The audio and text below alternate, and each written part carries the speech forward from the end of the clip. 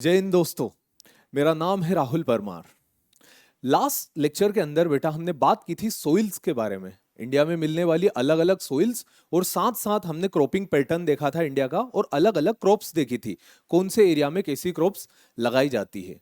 आज उसी सिलसिले को आगे बढ़ाते हुए इंडियन ज्योग्राफी के अंदर हम अगला टॉपिक देखेंगे जो कि एक इकोनॉमिक ज्योग्राफी का पार्ट है। आज हम बात करेंगे मिनरल्स के बारे में, एनर्जी के बारे में और इंडस्ट्रीज के बारे में।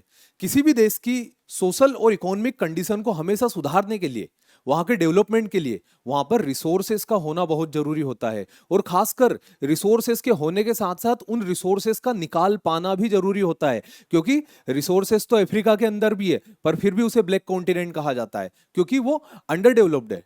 वहीं इंडिया के अंदर रिसोर्सेस होने के साथ साथ उन्हें निकाला जाए, उन्हें मैन्युफैक्चर किया जाए और फिनिश्ड गुड्स में कन्वर्ट करके इंडस्ट्री के अंदर भेजा जाए, मतलब इंडस्ट्री से उसे कन्वर्ट करके मार्केट में भेजा जाए। तो ये सारी जो प्रोसेस होती है ये इकोनॉमिक ज्योग्राफी के अंदर आती है।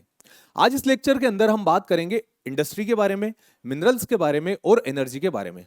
इंडियन ज्योग्राफी में बेटा अभी तक हम डिस्कस कर चुके हैं फिजियोग्राफी ऑफ इंडिया।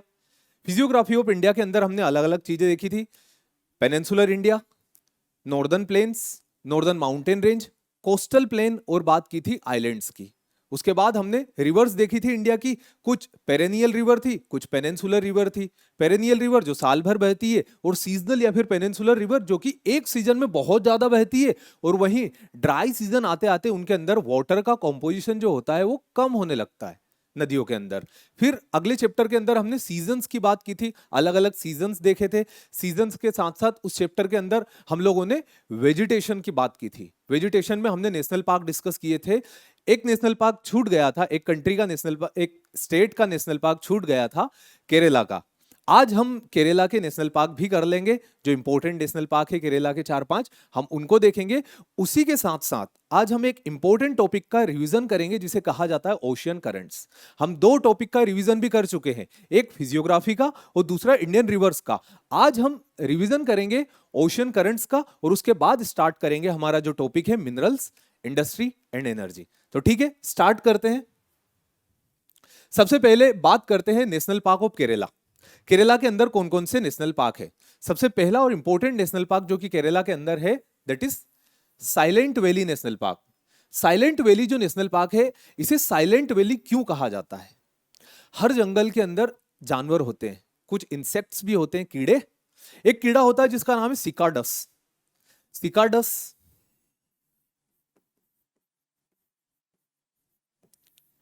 ये जो इंसेक्ट होता है ये साइलेंट वैली के अंदर नहीं होता है। कभी भी आप लोग जंगल में जाते हो या फिर रात में कहीं बाहर घूमते हो तो आपको ट्रर ऐसी आवाज सुनाई देती होगी जंगलों के पास से गुजरते वक्त। वो जो इंसेक्ट होता है सिकाडस, वो साइलेंट वैली में नहीं होता है, इसीलिए इसे साइलेंट वैली नेशनल पार्क कहा जाता है, जो कि केरला के अंदर है। इसी के बाद Eravikulam national park, Anamudi Shola national park. Shola एक तमिल वर्ड है जिसका मीनिंग होता है a grassland and a forest on a mountain. किसी माउंटेन के ऊपर जो ग्रासलैंड और फॉरेस्ट होते हैं उसे तमिल में शोला कहा जाता है। तो यहां पर कौन सी माउंटेन रेंज है? यहां पर है वेस्टर्न घाट्स। तो वेस्टर्न घाट्स के ऊपर क्या बना? अनायमुडी शोला, माथिकेटन शोला। ये दो नेशनल पार्क अगेन यहां पर हमें लर्न करने, Anamudi Shola and Mathikettan Shola. Last is Periyar national park. Periyar national park बहुत इंपॉर्टेंट है, पेरियार रिवर के ऊपर है। Periyar river is the life line of Kerala, Kerala की लॉन्गेस्ट रिवर है। इसी के ऊपर इडुक्की डैम बना हुआ है, और इसी पेरियार का पानी वेम्बनाड लेक के अंदर जाता है, और अल्टीमेटली पेरियार अपना वाटर डिस्चार्ज कर देती है अरेबियन सी के अंदर। और पेरियार रिवर के बैंक पर जो नेशनल पार्क बना हुआ है, उस नेशनल पार्क को हम बोलते हैं पेरियार नेशनल पार्क। ठीक है, तो इतने नेशनल पार्क हमें केरला के अंदर लर्न करने थे। बाकी स्टेट्स के नेशनल पार्क क्या लर्न हो गए आपको? अगर नहीं हुए तो उनको लर्न कीजिए, और जिन्हें नहीं हुए एक बार कमेंट करके बताना कि कौन से स्टेट के नेशनल पार्क को लर्न करने में आपको प्रॉब्लम आ रहा है, ताकि मैं अगले वीडियो में कुछ ऐसा लेकर आऊं ताकि आप उन्हें अच्छी से लर्न कर पाओ। ठीक है, बाकी एक बात हमेशा याद रखना, नेशनल पार्क हमें याद होना चाहिए। ठीक है, तो आगे स्टार्ट करते हैं रिविजन के साथ, that is ocean currents. Ocean currents क्या होते हैं? देखो ये तो मैं अभी नहीं बता पाऊंगा क्योंकि बहुत सारा कुछ कवर करना है, बट इंपॉर्टेंट ओशन करंट्स जो कि एक एक ओशन में चलते, तीनों ओशन जो है हमारे पास, Atlantic ocean, Indian ocean and Pacific ocean, इन तीनों ओशन के अंदर जो करंट्स चलते हैं, warm currents and cold currents on the basis of temperature, हमने करंट्स को दो पार्ट में डिवाइड किया था, वार्म करंट जो कि गर्म होते हैं और कोल्ड करंट जो कि ठंडे होते हैं। कोल्ड करंट पोलार रीजन से आते हैं इक्वेटोरियल रीजन की तरफ, और वार्म करंट इक्वेटोरियल रीजन से जाते हैं तो पोलार रीजन की तरफ। तो बात करते हैं अटलांटिक ओशन के करंट के बारे में, इंडियन ओशन के करंट के बारे में और पैसिफिक ओशन के करंट के बारे में। याद रखना, अगर मैं किसी टॉपिक को रिवाइज करवा रहा हूं, उसका एक को ही मकसद है बस, कि वो बहुत इंपॉर्टेंट है एग्जाम पॉइंट ऑफ व्यू से। प्रीवियस ईयर क्वेश्चन पेपर तो आप भी लगा रहे होंगे, मैं भी चेक करता हूं, कब से तो मैं तो चेक करता आ रहा हूं, तो वहां पर करंट से काफी ज्यादा क्वेश्चन पूछे जाते हैं। जब अगला वीडियो आएगा हमारा पॉपुलेशन और ट्रांसपोर्ट के ऊपर, तो मैं उसमें किसी और चीज का रिवीजन लेकर के आऊंगा थोड़ी देर के लिए। तो स्टार्ट करते हैं हम अटलांटिक ओशन के करंट के बारे में। तो सबसे पहले नॉर्थ अटलांटिक ओशन के करंट की बात करते हैं। तो नॉर्थ अटलांटिक ओशन में जो सबसे पहला करंट चलता है उसका नाम है north equatorial current.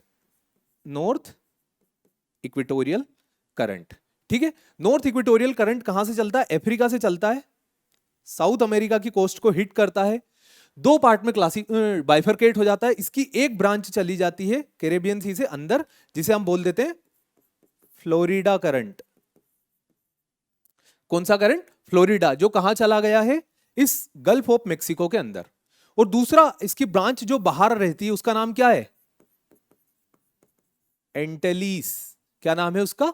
Antilles current, जो कि ये जो आइलैंड्स बने हुए, इन आइलैंड के ईस्टर्न साइड में जो रहती है दैट इज एंटेलिस, और आइलैंड के वेस्टर्न साइड जो गल्फ ऑफ मेक्सिको के अंदर एंटर कर जाती है उसे हम बोलते हैं फ्लोरिडा करंट। कुछ देर बाद फ्लोरिडा करंट बाहर आता है फ्लोरिडा स्ट्रेट से, और एंटेलिस करंट दोनों आपस में एक दूसरे को ज्वाइन करते हैं और एक नया करंट बनाते हैं जिसका नाम होता है, क्या नाम होता है? Gulf stream.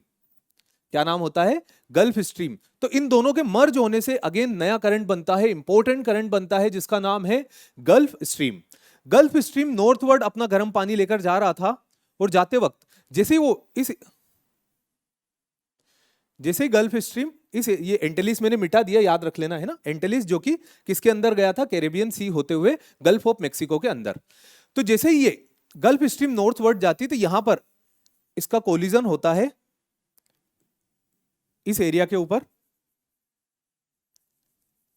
New फाउंडलैंड island, the grand bank जिसे हमने बोला था, उसके पास इसका कोलिजन होता है ऊपर से आए हुए लेब्राडोर करंट के साथ।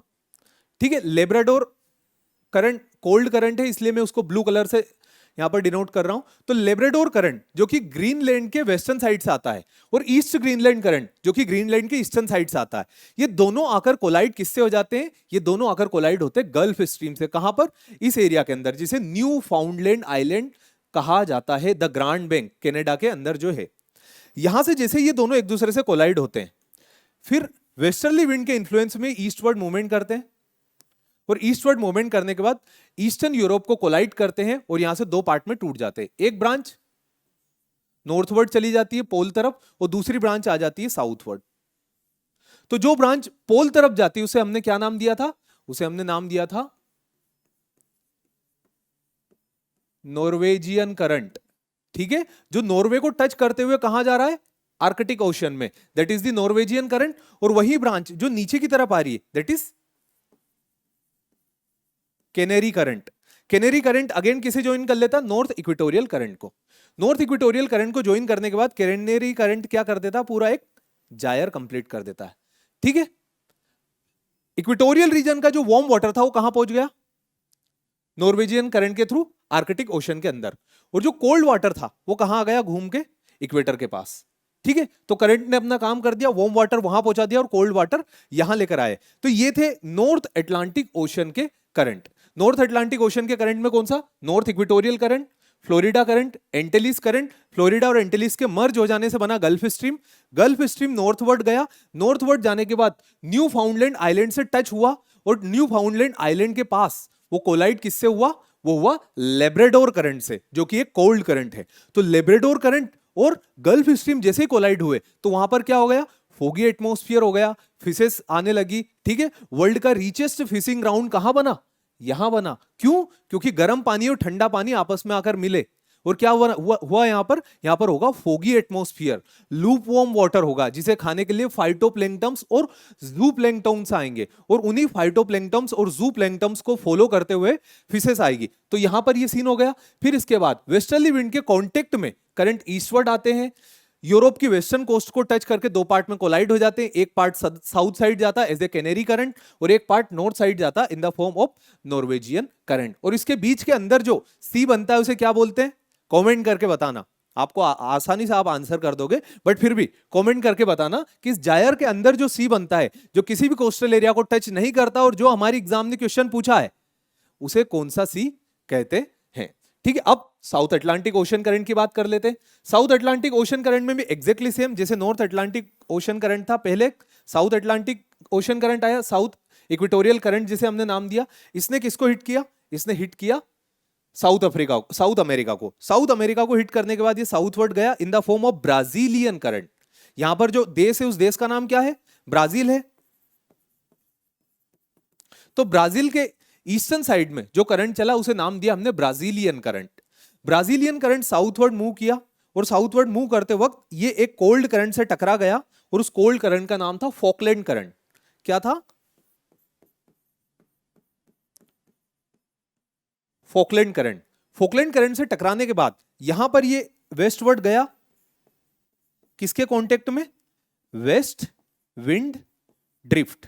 ठीक है, जो सदर्न हेमिस्फीयर में चलती है, जो roaring 40s, furious 50s, shrinking 60s पढ़ी थी हमने वेस्टर्ली विंड्स। उन वेस्टर्ली विंड्स के कांटेक्ट में ये करंट बहुत तेजी से चलता है, जो कि जो साउथ पोल है उसे पूरा कवर करके रखता है, इसलिए इसको सरकमपोलार करंट भी कहा जाता है। तो ये वेस्ट विंड ड्रिफ्ट इधर आएगी, इसके कांटेक्ट में फॉकलैंड और ब्राजीलियन करंट जो मर्ज हुए थे वो साथ साथ फ्लो करते आएंगे और हिट करेंगे साउथ अफ्रीका की वेस्टर्न कोस्ट को। जब साउथ अफ्रीका की वेस्टर्न कोस्ट को हिट करेंगे तो एक पार्ट चला जाएगा ऊपर, और उसका नाम हो जाएगा बेंगुला करंट। क्या नाम हो जाएगा, बेंगुला करंट। Benguela current. और ये बेंगुला करंट कहां से निकला है, ये वेस्ट विंड ड्रिफ्ट से गया, साउथ अफ्रीका की जो टिप है उस टिप को टच किया, ठीक है, और केप ऑफ गुड होप जिसे हम बोलते हैं, इसे टच किया, और टच करने के बाद ये ऊपर चला गया और जाकर मिल गया किस, इस इक्वेटोरियल करंट में, और कंप्लीट कर दिया अपना जायर। कैसे कंप्लीट किया, इक्वेटोरियल करंट वेस्टवर्ड गया, ब्राजीलियन करंट बना, नीचे गया, फोकलैंड करंट से बिना वेस्ट विंड ड्रिफ्ट के इन्फ्लुएंस में इस तरफ आया ईस्टवर्ड, और बेंगुला करंट बना, और बेंगुला करंट अपना वाटर वापस जायर में डाल दिया, तो जायर हो गया कंप्लीट। ये थे अटलांटिक ओशन के करंट। समझ में आए, नॉर्थ अटलांटिक ओशन हो गया, साउथ अटलांटिक ओशन एक बार और देख लो। साउथ इक्वेटोरियल करंट ब्राजील को हिट किया, टूट गया, क्या नाम बना, ब्राजीलियन करंट। ब्राजीलियन करंट नीचे गया और हिट किया किसको, फॉकलैंड करंट को, और फिर फॉकलैंड करंट और Brazilian current west wind drift के इन्फ्लुएंस में ईस्टवर्ड आए और हिट किया किसको, अफ्रीका की सदर्न टिप को, केप ऑफ गुड होप। तो केप ऑफ गुड होप को हिट करने के बाद ऊपर चढ़ा इन द किस नाम से, बेंगुला करंट के नाम से। तो यहां गया और बेंगुला करंट ऊपर गया, और किससे मिल गया, अगेन इस इक्वेटोरियल करंट से, और ये जायर कर दिया कंप्लीट। तो ये कौन सा हो गया, south Atlantic ocean current. North Atlantic ocean current complete है, south Atlantic ocean current complete है, ठीक है, कंप्लीट है। तो फिर आप बात करते हैं इंडियन ओशन करंट्स के बारे में, कि इंडियन ओशन के अंदर करंट्स किस टाइप से। देखो, और करंट्स को डीप में जानना हो, जिन्होंने पहली बार इस लेक्चर को देख रहे हैं, जिन्होंने पुराना करंट्स का लेक्चर नहीं देखा, तो आप वो लेक्चर देखिए, वो ज्यादा इंपॉर्टेंट है। यहां तो मैं फिर भी आपको ऊपर ऊपर से बता रहा हूं, बट फिर भी उसमें हमने डीप में डिस्कस किया हुआ है एक एक करंट्स को, सारी चीजें वहां प्रॉपरली लिखी हुई है। ठीक है, आगे बढ़ते हैं इंडियन ओशन करंट की तरफ। हर ओशन की तरह इंडियन ओशन से भी करंट्स कैसे आएंगे, ईस्ट टू वेस्ट, किस नाम से, north equatorial current. North equatorial current गया, इसने अफ्रीका को हिट किया, और समर सीजन में ये ऐसे चला। समर सीजन में इंडिया में कौन सा मॉनसून आता है, साउथ वेस्ट मॉनसून, समर के बाद। तो इस साउथ वेस्ट मॉनसून के इन्फ्लुएंस में करंट अफ्रीका को हिट करने के बाद नॉर्थवर्ड गया, और नॉर्थवर्ड जाने के बाद घूमकर किस में आकर मिल गया, इक्वेटोरियल, नॉर्थवर्ड जाने के बाद घूमकर आया और मिल गया किसमें, इक्वेटोरियल करंट के अंदर। तो क्या हुआ, इक्वेटोरियल करंट पहले इधर आया, इसने हिट किया अफ्रीका को। अफ्रीका को हिट करने के बाद समर सीजन में अफ्रीका से इंडिया की तरफ चल रही थी हवाएं, जिसे हमने बोला था साउथ वेस्ट मॉनसून। वो साउथ वेस्ट मॉनसून इस करंट को लेकर जाएगा किस तरफ, इंडिया की तरफ, और ये डायरेक्शन बनेगा कुछ इस टाइप का। ठीक है, अब इंडियन ओशन क्या है, लैंडलॉक्ड है, ऊपर से खुला नहीं है, तो इसका करंट ऊपर तो जा नहीं पाएगा, जमीन के ऊपर तो चढ़ेंगे नहीं, तो घुमा फिरा के वाटर अपना अगेन कहां डिस्चार्ज कर देते हैं, इसी नॉर्थ इक्वेटोरियल करंट के अंदर। ये कौन से सीजन में हुआ, ये हुआ समर सीजन में। विंटर सीजन यानी इस टाइम की बात करते हैं, या फिर इससे थोड़ा सा और लेट, इंडिया के अंदर जो मानसून आएगा उसका नाम क्या होगा, रिट्रीटिंग मानसून या फिर नॉर्थ ईस्ट मानसून। तो जो नॉर्थ ईस्ट मानसून आएगा वो नॉर्थ ईस्ट डायरेक्शन से आएगा, तो ये करंट को अगेन पूरा रिवर्स कर देगा। कैसे, अभी करंट्स ए से आए थे, अब करंट्स ए से जाएंगे,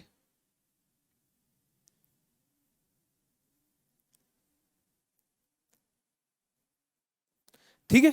अब करंट्स ऐसे क्यों जाएंगे, क्योंकि नॉर्थ ईस्ट मानसून इसे पुश करके नीचे की तरफ लेकर जा रहा, साउथ वेस्ट मानसून करंट्स को इंडिया की तरफ लाएगा और नॉर्थ वेस्ट मानसून करंट को इंडिया से दूर लेकर जाएगा। समझ में आया, साउथ वेस्ट मानसून, ये इंडियन ओशन के करंट इतना एनोमोलियस बिहेवियर क्यों शो कर रहे हैं, क्योंकि इंडिया के ऊपर लैंडलॉक्ड एरिया है, इंडिया के ऊपर पोल नहीं है, जैसे हर ओशन के अंदर डाइपोल होते हैं, डाइपोल मतलब नॉर्थ पोल और साउथ पोल देखने को मिलते हैं, बट इंडियन ओशन के अंदर कोई डाइपोल नहीं है, एक तो खुद इंडिया और दूसरा सदर्न हेमिस्फीयर। तो इसी कारण करंट्स जो होते हैं सीजन टू सीजन वेराई करते हैं मात्र इंडियन ओशन के अंदर, ठीक है। तो समर में साउथ वेस्ट मानसून करंट और विंटर में north east monsoon current, that's it. Exam point of view से दैट्स इट, क्या, समर में साउथ वेस्ट करंट, विंटर में नॉर्थ ईस्ट करंट, ठीक है। अब इसके बाद सदर्न इंडियन ओशन करंट की बात कर लेते हैं, जो साउथ में है इंडियन ओशन के। तो इंडियन ओशन के साउथ में करंट्स यहां से स्टार्ट होते हैं, ठीक है, साउथ इक्वेटोरियल करंट के नाम से। तो साउथ इक्वेटोरियल करंट के नाम से स्टार्ट हुए करंट हिट करेंगे अफ्रीका को, और यहां पर दो पार्ट में डिवाइड हो जाएंगे। एक पार्ट जो मेडागास्कर के ईस्टर्न साइड से चलेगा, मेडागास्कर के ईस्टर्न साइड से, इसे हम नाम देंगे अघूला करंट, अघूला करंट। और वो करंट जो मेडागास्कर के वेस्टर्न साइड से जाएगा, that is Mozambique current, Mozambique current. अब ये दोनों करंट्स बट गए, कैसे बटे, Agulhas current east of Madagascar, Mozambique current west of Madagascar, दोनों नीचे गए और नीचे जाने के बाद आपस में मिले और किसके कांटेक्ट में आए, वेस्ट विंड ड्रिफ्ट। मैंने बोला था हर ओशन के अंदर चल रही है, तो ये वेस्ट विंड ड्रिफ्ट के कांटेक्ट में आए और वो इसे ईस्टवर्ड लेके गई, इसने हिट किया ऑस्ट्रेलिया की वेस्टर्न कोस्ट को, और यहां पर ये बन गया waste Australian current. Waste Australian current बना और ऊपर गया और अपना जायर कर दिया कंप्लीट। क्या था पहले, साउथ इक्वेटोरियल करंट अफ्रीका को हिट किया, दो पार्ट में बना अघूला करंट और मोजाम्बिक करंट, नीचे गया वेस्ट विंड ड्रिफ्ट के कांटेक्ट में इधर गया, वेस्ट ऑस्ट्रेलियन करंट बना और ऊपर जाकर अपना जायर कर दिया कंप्लीट। तो ये था simple south Indian ocean current. North Indian ocean current ही थोड़े से अलग है, क्योंकि वो लैंडलॉक्ड है तो मॉनसून के ऊपर डिपेंड करते हैं। South Indian ocean south Atlantic ocean की तरह ही है, और ऐसा का वैसे ही है साउथ पैसिफिक ओशन। तो इंडियन ओशन अटलांटिक ओशन के करंट तो हो गए, अब बात करते हैं पैसिफिक ओशन के करंट के बारे में। हर ओशन की तरह पहला करंट कौन सा रहेगा, बताओ, आप मन में बोल लो, मैं सुन पा रहा हूं। हर ओशन की तरह पहला करंट होगा north equatorial current. North equatorial current कहां से, इक्वेटर के नॉर्थ से गया, उसने हिट किया किसको, फिलीपींस आइलैंड को, और फिलीपींस आइलैंड को हिट करने के बाद ये करंट क्या बना, ये बन गया कुरोशिवो करंट। कौन सा करंट बना बेटा, ये यहां पर कुरोशिवो करंट, ये है 1 and this one is 1। Kuroshio current Asia की ईस्ट कोस्ट पर चलता है, वो चलते चलते जापान के पास जाता है, ठीक है, कौन सा, कुरोशिवो करंट। अब at the mean time cold current भी ऊपर से आएंगे, क्योंकि ये इंडियन ओशन की तरह ऊपर से बंद तो है नहीं, ये खुला हुआ है, तो कोल्ड करंट्स आएंगे ऊपर से, किस नाम से आएंगे, कोल्ड करंट के लिए येलो कलर दे दूं क्या, ठीक है, येलो कलर से दिखा रहा हूं आपको, थोड़ा सा दिख जाएगा। रेड कलर से कौन सा है, वार्म करंट, नाम है कुरोशिवो। येलो कलर से आया हमारा कोल्ड करंट, नाम है ओयाशिवो एंड ओखोटस्क। ओखोटस्क, ये जो पेनिनसुला दिख रहा है आपको, ये जरा सा पार्ट जो वहां से लटक रहा है, इसे कहा जाता है कामचाटका। इसे क्या कहा जाता है? इसे कहा जाता है पेनिनसुला ऑफ कामचाटका। पेनिनसुला क्या होता है? पेनिनसुला बेटा वो जगह होती है जो तीन तरफ से लैंडमास से तीन तरफ से वाटर बॉडी से कवर हो, वो किसी एक तरफ से लैंडमास से कवर हो। जैसे कि इंडियन पेनिनसुला तीन तरफ से वाटर बॉडी से कवर है, बे ऑफ बंगाल, अरेबियन सी और इंडियन ओशन, और एक तरफ से लैंडमास से। वैसे का वैसे ही यहां पर भी तीन तरफ से वाटर बॉडी से और एक तरफ से लैंडमास से। तो ऐसा एरिया जो थ्री साइड से वाटर बॉडी से कनेक्ट हो और एक साइड से लैंडमास से, उसे हम क्या कहेंगे? उसे हम कहेंगे पेनिनसुला। और इस पेनिनसुला का नाम है कामचाटका पेनिनसुला। तो कामचाटका पेनिनसुला के वेस्टर्न साइड से यहां पर जो सी है, उस सी को कहा जाता है ओखोटस्क सी। इस ओखोटस सी से जो कोल्ड करंट आया उसका नाम हो गया ओखोटस, और इसके ईस्टर्न साइड से जो आया, जो ऊपर नॉर्थ से आ रहा है, उसका नाम हो गया हमारा ओयाशिवो करंट। ओयाशिवो करंट और ओखोटस करंट आपस में आकर कोलाइड हुए जापान के पास। वो कोलाइड होने के बाद ये ईस्टवर्ड इन्होंने मूवमेंट किया। किसके कांटेक्ट में? वेस्टर्ली विंड के इन्फ्लुएंस में इन्होंने ईस्टवर्ड मूवमेंट किया। और ईस्टवर्ड मूवमेंट करने के बाद इन्होंने नॉर्थ अमेरिका की वेस्टर्न कोस्ट को हिट करके दो पार्ट में बाइफरकेट हो गए। जो नॉर्दर्न पार्ट में गया, इसका नाम तो हमने लिख दिया अलास्कन करंट, क्योंकि यहां पर कौन सा प्रोविंस है? अलास्का, तो इसको तो हमने नाम दे दिया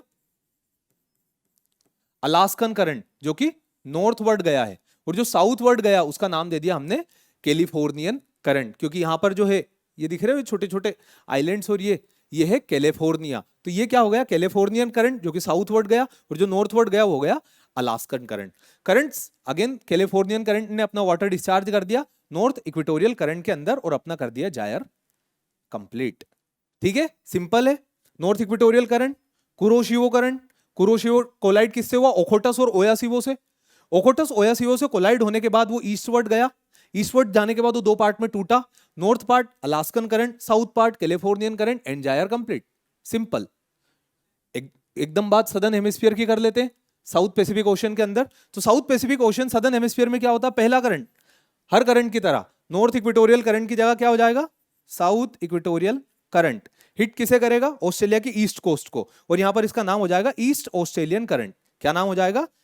ईस्ट ऑस्ट्रेलियन करंट। ठीक है, ईस्ट ऑस्ट्रेलियन करंट हुआ। और ईस्ट ऑस्ट्रेलियन करंट किसके कांटेक्ट में आया? इस वेस्ट विंड ड्रिफ्ट के, जो सारे ओशन के अंदर चल रहा है, इस वेस्ट विंड ड्रिफ्ट के कांटेक्ट में आकर ये ईस्टवर्ड गया।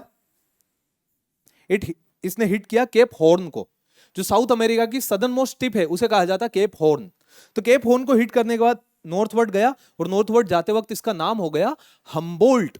अलेक्जेंडर हम्बोल्ट एक ज्योग्राफर हुआ करते थे, उनके नाम से ये करंट का नाम रखा हम्बोल्ट, या फिर पेरुवियन करंट, क्योंकि ये पेरू की वेस्ट कोस्ट पर भी चलता है। तो इसे क्या नाम दे दिया? पेरुवियन करंट या फिर हम्बोल्ट करंट। दोनों में से कोई भी हो, दोनों करेक्ट है। ठीक है, तो कहां से? वेस्ट विंड ड्रिफ्ट के कॉन्टेक्ट में साउथ अमेरिका की सदर्न टिप केप हॉर्न को हिट किया, नॉर्थवर्ड गया, नाम बना अलेक्जेंडर हम्बोल्ट, या फिर दूसरा क्या नाम बना इसका? Peruvian current. और उसने अगेन अपना वाटर डिस्चार्ज किसमें कर दिया? साउथ इक्वेटोरियल करंट के अंदर, और अपना कर दिया जायर कंप्लीट। ठीक है, तो ये तीनों ओशन के करंट थे। ये तीनों ओशन के करंट आपको याद होना चाहिए। ठीक है, और इनको फर्दर डीप में पढ़ने के लिए आप ओशनोग्राफी का वो चैप्टर देख सकते हो, जिसके अंदर हमने वाटर के मूवमेंट की बात की थी। तो ये थे हमारे करंट्स। मेरे ख्याल से ये भी आज आपको क्लियर हो चुके होंगे। अब स्टार्ट करते हैं हम हमारे इंडियन ज्योग्राफी का अगला टॉपिक, मिनरल्स। मिनरल्स क्या होते हैं? मिनरल्स, ठीक है, आपने केमिस्ट्री के अंदर पढ़ा होगा कि मिनरल्स क्या होते हैं, ज्योग्राफी में भी मिनरल्स वही होते हैं, बट यहां पर हम मिनरल्स के इकोनॉमिक इंपोर्टेंस की बात करेंगे कि क्या वो जरूरी होते हैं हमारी अर्थव्यवस्था के लिए, किस तरीके से वो हेल्पफुल होते हैं, किस तरीके से मिनरल्स और एनर्जी को मिला के मैं इंडस्ट्री बना दूंगा। समझ रहे हो मेरी बात? मिनरल के फॉर्म में मिनरल्स या फिर रिसोर्सेस, सिंपल वर्ड में लेते हैं रिसोर्सेस। एक छोटा सा एग्जांपल लेते हैं, मेरे पास है गेहूं। गेहूं क्या है? एक रिसोर्सेस है। ठीक है, गेहूं क्या है? रिसोर्सेस है। तो गेहूं को लिया मैंने, रिसोर्स को। दूसरा साथ में मैंने क्या लिया? एक इंडस्ट्री। इंडस्ट्री क्या है मेरी? आटा की चक्की। तो आटे की चक्की हो गई मेरी इंडस्ट्री, गेहूं हो गए मेरे रिसोर्स, और जो प्लग से लाइट आती है वो हो गई मेरी एनर्जी। तो मैंने क्या किया?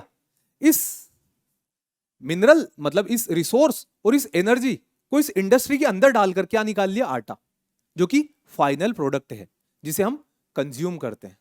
समझ में आया? तो इस तरीके से मिनरल्स और इंडस्ट्री एक साथ काम करते हैं किसी भी देश की अर्थव्यवस्था को ग्रो करवाने के लिए।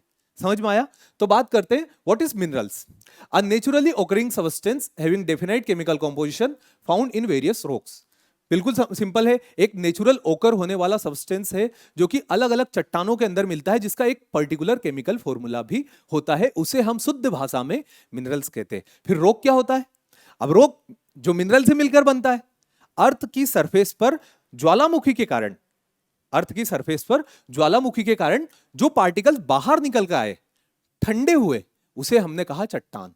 और वही जो चट्टान, वही जो रॉक है, वही जो लिथोस्फीयर है, उसी लिथोस्फीयर के अंदर क्या मिलते हैं?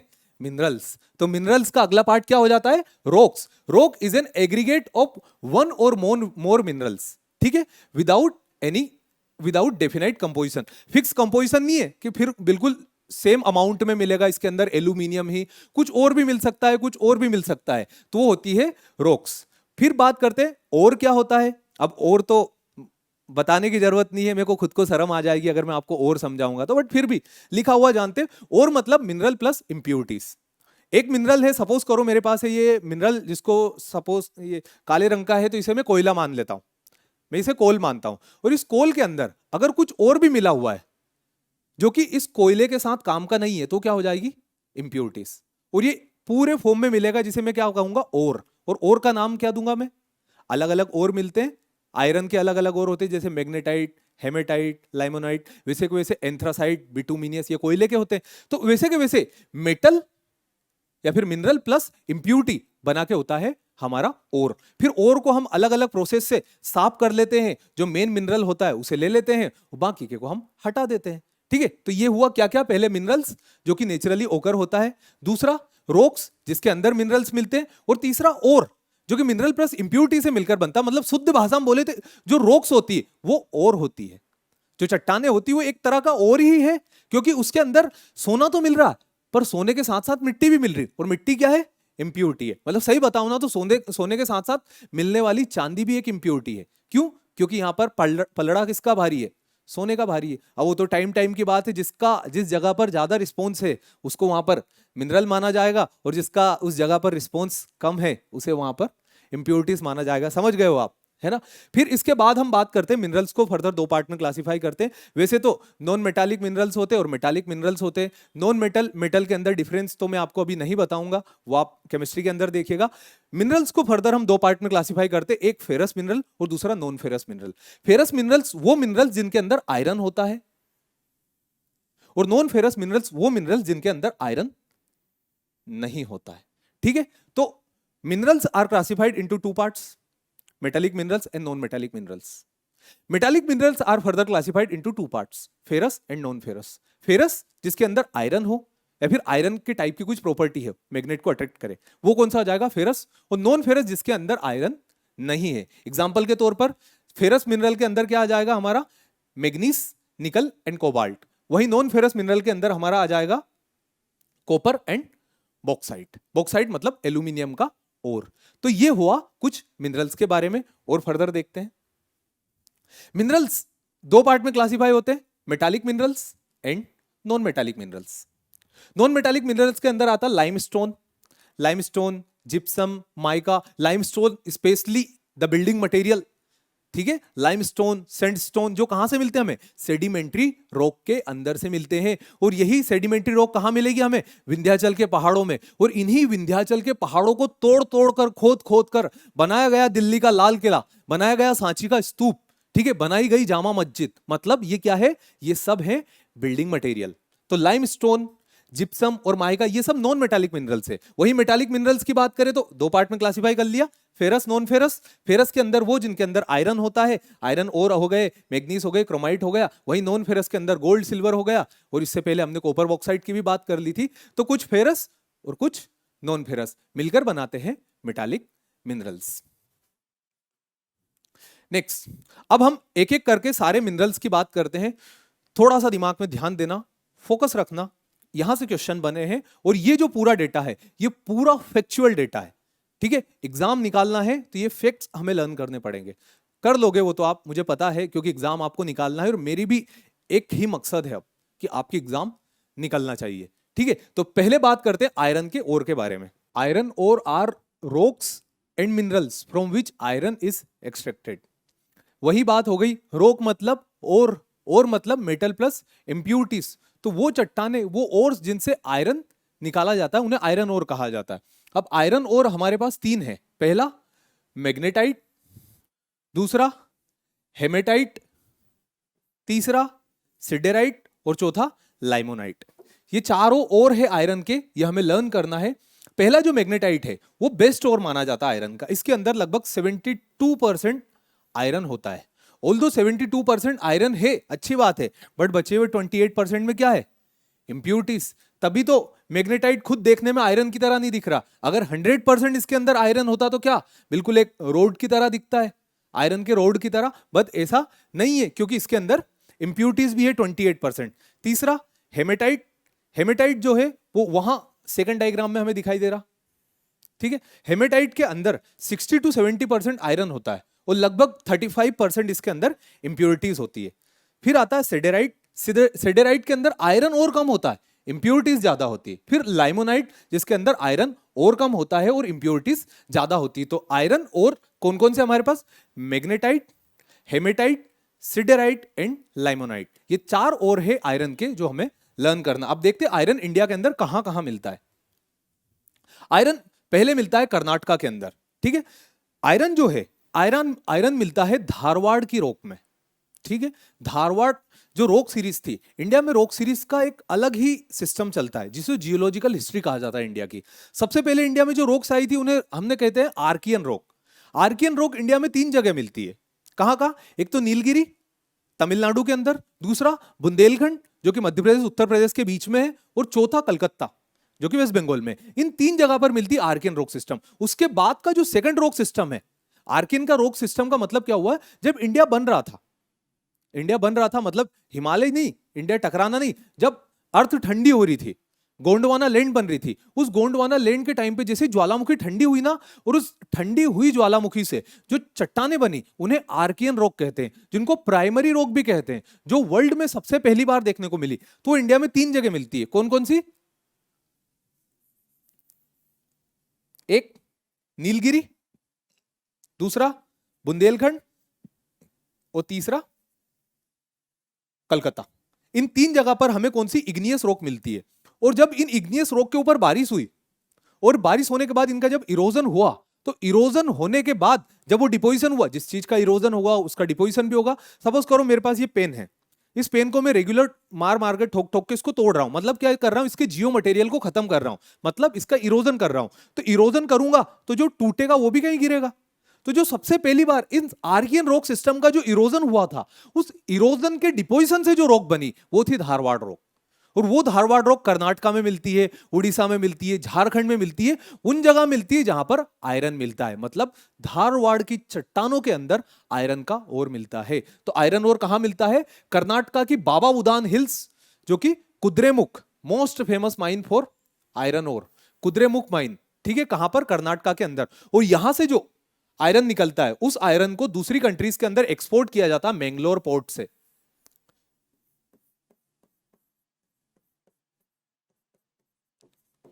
एनडीए 2011 का एक क्वेश्चन था कि कुद्रेमुख माइन से जो आयरन निकाला जाता है, उस आयरन को हम कौन से पोर्ट से एक्सपोर्ट करते हैं।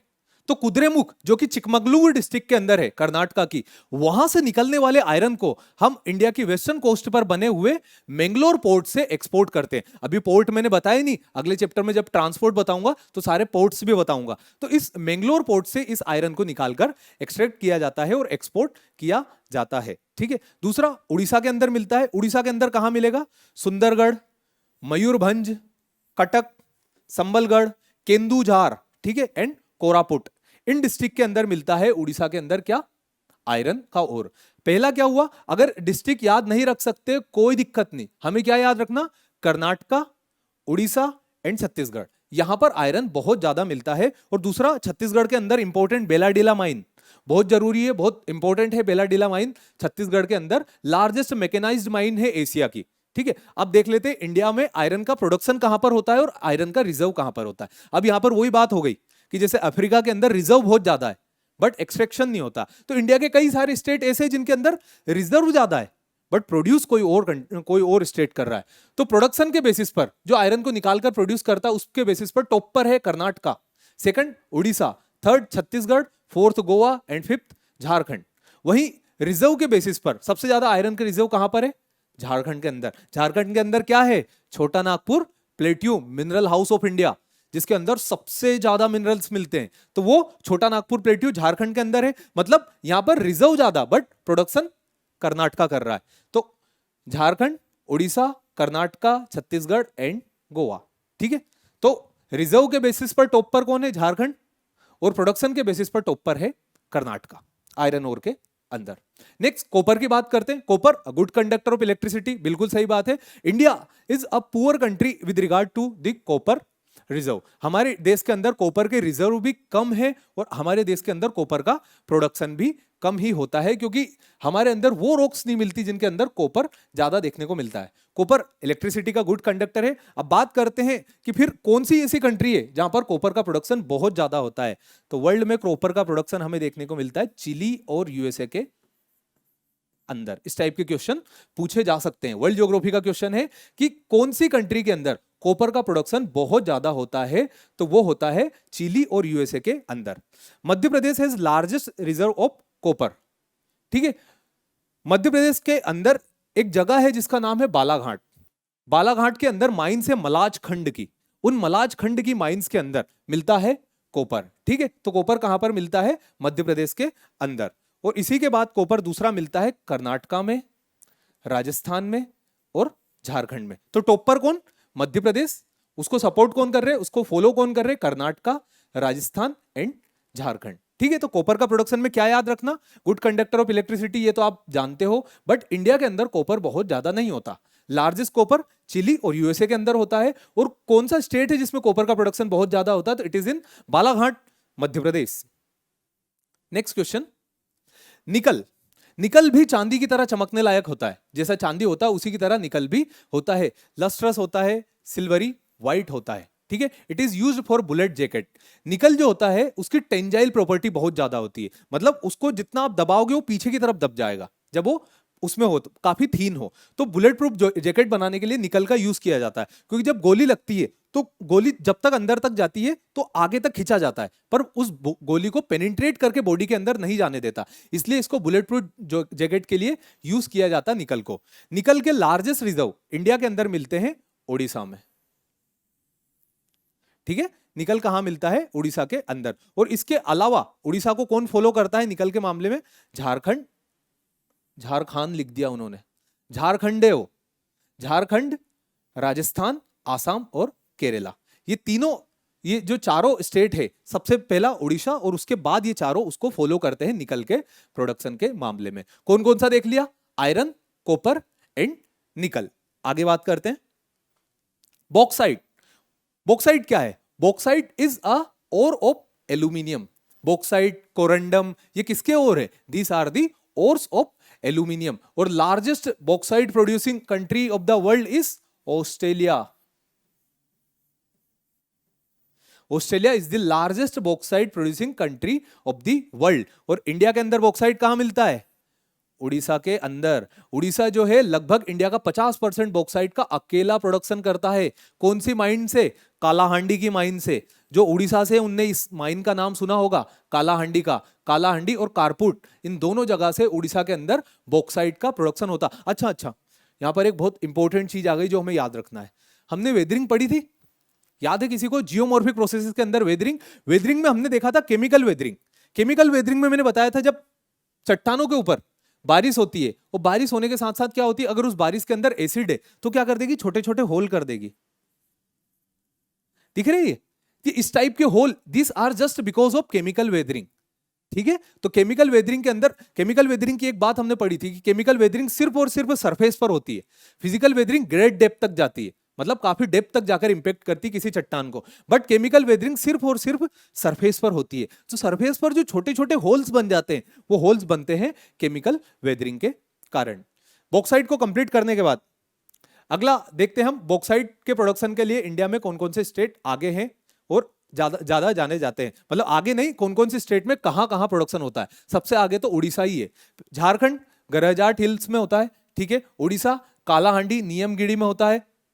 और गंधमर्धान हिल्स, गंधमर्धान हिल्स उड़ीसा के अंदर है, यहां भी प्रोडक्शन होता है बॉक्साइट का। मध्य प्रदेश के अंदर बालाघाट अमरकंटक, बालाघाट में और किसका प्रोडक्शन हमने देखा था, कॉपर का, तो उसी बालाघाट से मध्य प्रदेश के अंदर बॉक्साइट का भी प्रोडक्शन होता है। महाराष्ट्र के अंदर रत्नागिरी और गुजरात के अंदर अमरेली। सबसे ज्यादा कहां होता है, उड़ीसा के अंदर होता है, कालाहांडी और कोरपुट, ठीक है, कारपुट, ये दोनों याद रखना, कालाहांडी और कारपुट, यहां पर उड़ीसा के अंदर सबसे ज्यादा प्रोडक्शन होता है बॉक्साइट का। और उसी के अलावा बॉक्साइट का प्रोडक्शन झारखंड में भी होता है, मध्य प्रदेश में भी होता है, महाराष्ट्र में भी होता है और साथ ही साथ होता है गुजरात में, ठीक है। तो ये हुआ कॉपर के बॉक्साइट के बारे में। अब बात करते हैं लेड के बारे में। लेड जो होता है वो निकलता है उसके ओर से, मोस्ट इंपोर्टेंट गलेना, गलेना जो ओर है उस ओर से निकलता है लेड, ठीक है, जो आपको वहां पर दिख रहा है चमकदार, ये होता है lead. And it is used in sindoor, जो सिंदूर होता है ना, जो मांग भरने के काम आता है, जो लगाने के काम आता है हमारे सर के ऊपर, उस पवित्र सिंदूर में यूज किया जाता है लीड। ये लेड का क्वेश्चन हमारी एग्जाम में पूछा हुआ है, याद रखना। सिंदूर के अंदर क्या यूज किया जाता है, लेड। एग्जाम में एनडीए के अंदर ये क्वेश्चन पूछा गया है। नेक्स्ट, कहां कहां मिलता है lead, it is found in Rajasthan, Tamil Nadu and Andhra Pradesh. तो क्या याद रखना हमको, lead found in Rajasthan, top most producer है, 94% प्रोडक्शन करता है ये। और कौन सी माइन के अंदर, जावर माइन के अंदर से, जो राजस्थान के अंदर है उनको पता होगा, उदयपुर के पास है ये माइन, जावर माइन, यहां पर प्रोडक्शन होता है किसका, लेड का। अब लीड का इसके और दूसरी जगह कहां पर प्रोडक्शन होता है, कुर्नूल एंड नालकोंडा इन आंध्र प्रदेश। आंध्र प्रदेश के अंदर जो कुर्नूल और नालकोंडा माइन से, यहां पर भी लेड का प्रोडक्शन होता है। तो कहां कहां देखा, पहला तो राजस्थान के अंदर इंपॉर्टेंट जावर माइन उदयपुर के पास, और दूसरा कुर्नूल और नालकोंडा इन आंध्र प्रदेश, यहां पर लेड का प्रोडक्शन होता है। और जो क्वेश्चन आया था वो ये आया था कि इट इज यूज्ड इन सिंदूर। अब क्वेश्चन ये भी हो सकता है कि ये किसका ओर है, तो ये और, इसका ओर का नाम है गलेना। नेक्स्ट, जिंक, जिंक को यूज किया जाता है पेंट के फॉर्म में, केरेमिक मटेरियल के लिए और इंक के लिए।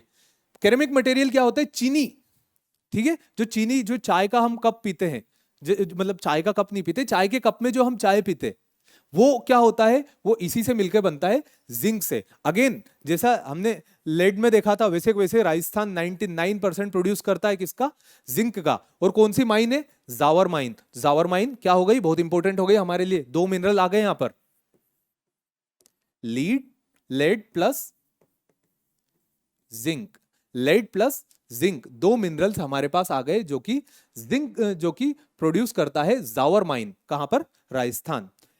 India import zinc from United State of America, Canada, Zimbabwe and Japan. मतलब इंडिया के अंदर सफिशिएंट जिंक नहीं है, इसलिए इंडिया को क्या करना पड़ता है, इंपोर्ट करना पड़ता है। और इंडिया किससे इंपोर्ट करता है, यूएसए से इंपोर्ट करता है, कनाडा से इंपोर्ट करता है, जिम्बाब्वे और जापान से भी इंपोर्ट करता है। तो क्या याद रखना है हमें, दो पॉइंट बहुत बड़े बड़े, लेड और जिंक दोनों एक साथ लिख लो, और दोनों का सबसे ज्यादा प्रोडक्शन कौन करता है, राजस्थान। कौन सी माइन, जावर माइन।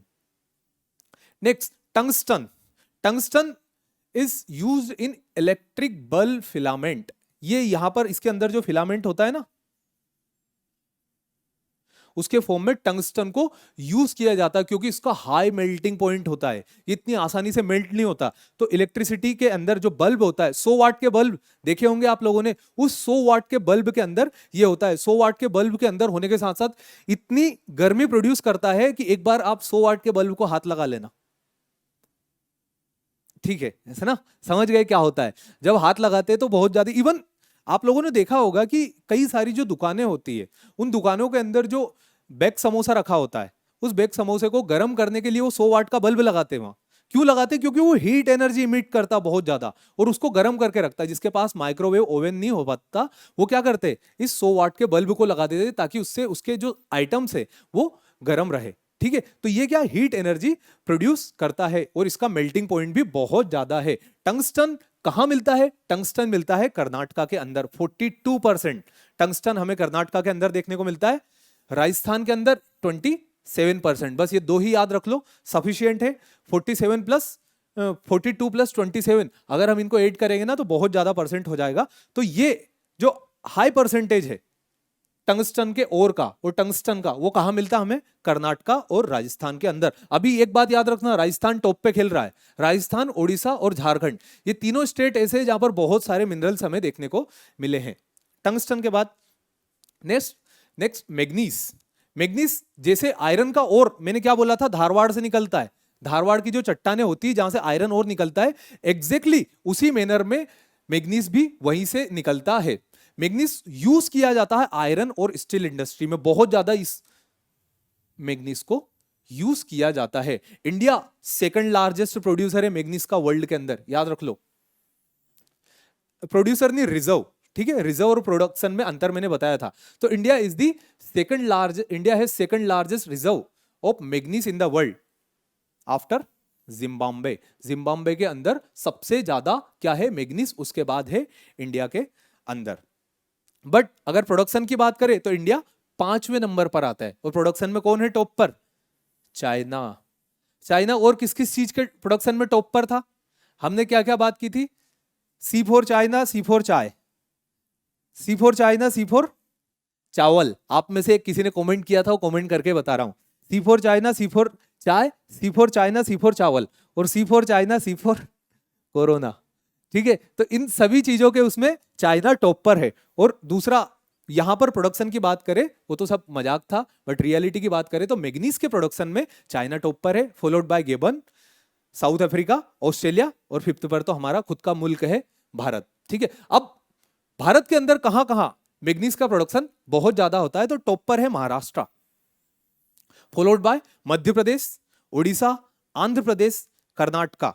यहां पर मैग्नीज का प्रोडक्शन बहुत ज्यादा होता है। हमें क्या क्या याद रखना है?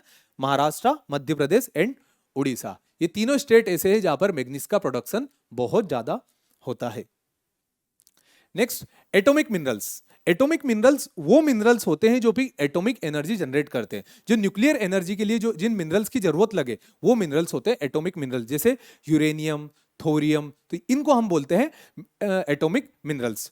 एटॉमिक मिनरल का इंडिया के अंदर बहुत ह्यूज रिजर्व है, बट कई सारी पॉलिसीज के कारण इंडिया उन्हें बहुत ज्यादा यूज नहीं कर पाता है। यूरेनियम और थोरियम, यूरेनियम एंड थोरियम, ये दोनों बहुत इंपॉर्टेंट मेटालिक एटॉमिक मिनरल्स है। क्या याद रखना? यूरेनियम एंड थोरियम, इनको याद रखना है। ये बात हमें हमेशा दिमाग के अंदर रखना है। यूरेनियम एंड थोरियम, ये दो इंपॉर्टेंट एटॉमिक मिनरल्स है। और थोरियम इंडिया में कहां मिलता है? थोरियम मिलता है मोनाजाइट सैंड, इसको तो लिख लो आप। कई सारी दूसरी एग्जाम्स में भी ये क्वेश्चन पूछा गया है। ठीक है, तो मोनाजाइट सैंड कहां मिलती है? ये मिलती है केरला की कॉन्टिनेंटल शेल्फ पर। तो जो केरला वेस्टर्न स्टेट है इंडिया का, यहां पर जो इसकी कॉन्टिनेंटल शेल्फ है, कॉन्टिनेंटल शेल्फ याद है ना, समुद्र का सबसे पहला हिस्सा जो जमीन को टच करे उसे हम बोलते हैं कॉन्टिनेंटल शेल्फ, जो बीच के बाद का अगला हिस्सा होगा। तो उस कॉन्टिनेंटल शेल्फ पर मिलती है हमें मोनाजाइट सैंड, और इस मोनाजाइट सैंड से निकाला जाता है थोरियम। वो थोरियम को यूज किया जाता है in the form of atomic minerals. तो ठीक है, कहां कहां पर हमें देखने को मिलते हैं atomic minerals? Coastal sand Kerala के अंदर मिलते हैं, खासी हिल्स मेघालय के अंदर मिलते हैं, दिलवाड़ा उदयपुर, दिलवाड़ा में क्या है? जैन मंदिर। ठीक है, तो दिलवाड़ा जैन मंदिर, माउंट आबू, गुरु शिखर, अरावली हिल्स, यहां पर क्या देखने को मिलता है? यहां पर भी हमें एटॉमिक मिनरल्स मिलते हैं। रोहिल शिकार में मिलते हैं राजस्थान के अंदर, जादूगोड़ा माइंस झारखंड के अंदर है, फेमस है, यहां भी मिलता है। फिर तुमालपाले आंध्र प्रदेश के अंदर है, लांबापुर आंध्र प्रदेश के अंदर है, और गोगी कर्नाटका के अंदर है।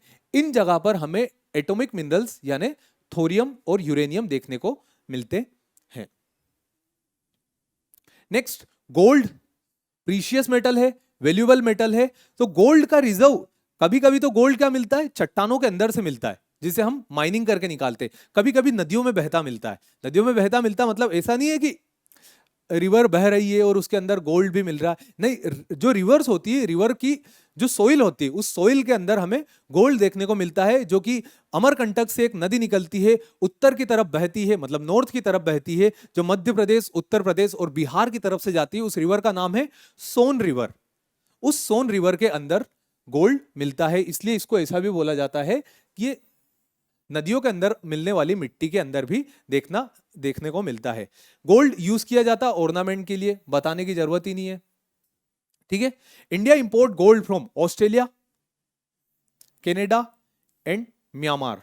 इन तीनों देश से इंडिया गोल्ड इंपोर्ट करता है क्योंकि इंडिया के पास सफिशिएंट अमाउंट में गोल्ड नहीं है। इंडिया का लार्जेस्ट गोल्ड कहां मिलता है? बिहार के अंदर है। जो लोग भी बिहार से देख रहे हैं खुश हो जाओ। क्यों? क्योंकि एक भी मिनरल अभी तक ऐसा नहीं था जो बिहार से मिला था, बट जब मिला तो इतना महंगा मिनरल मिला कि बिहार को टॉप पर लेकर गया।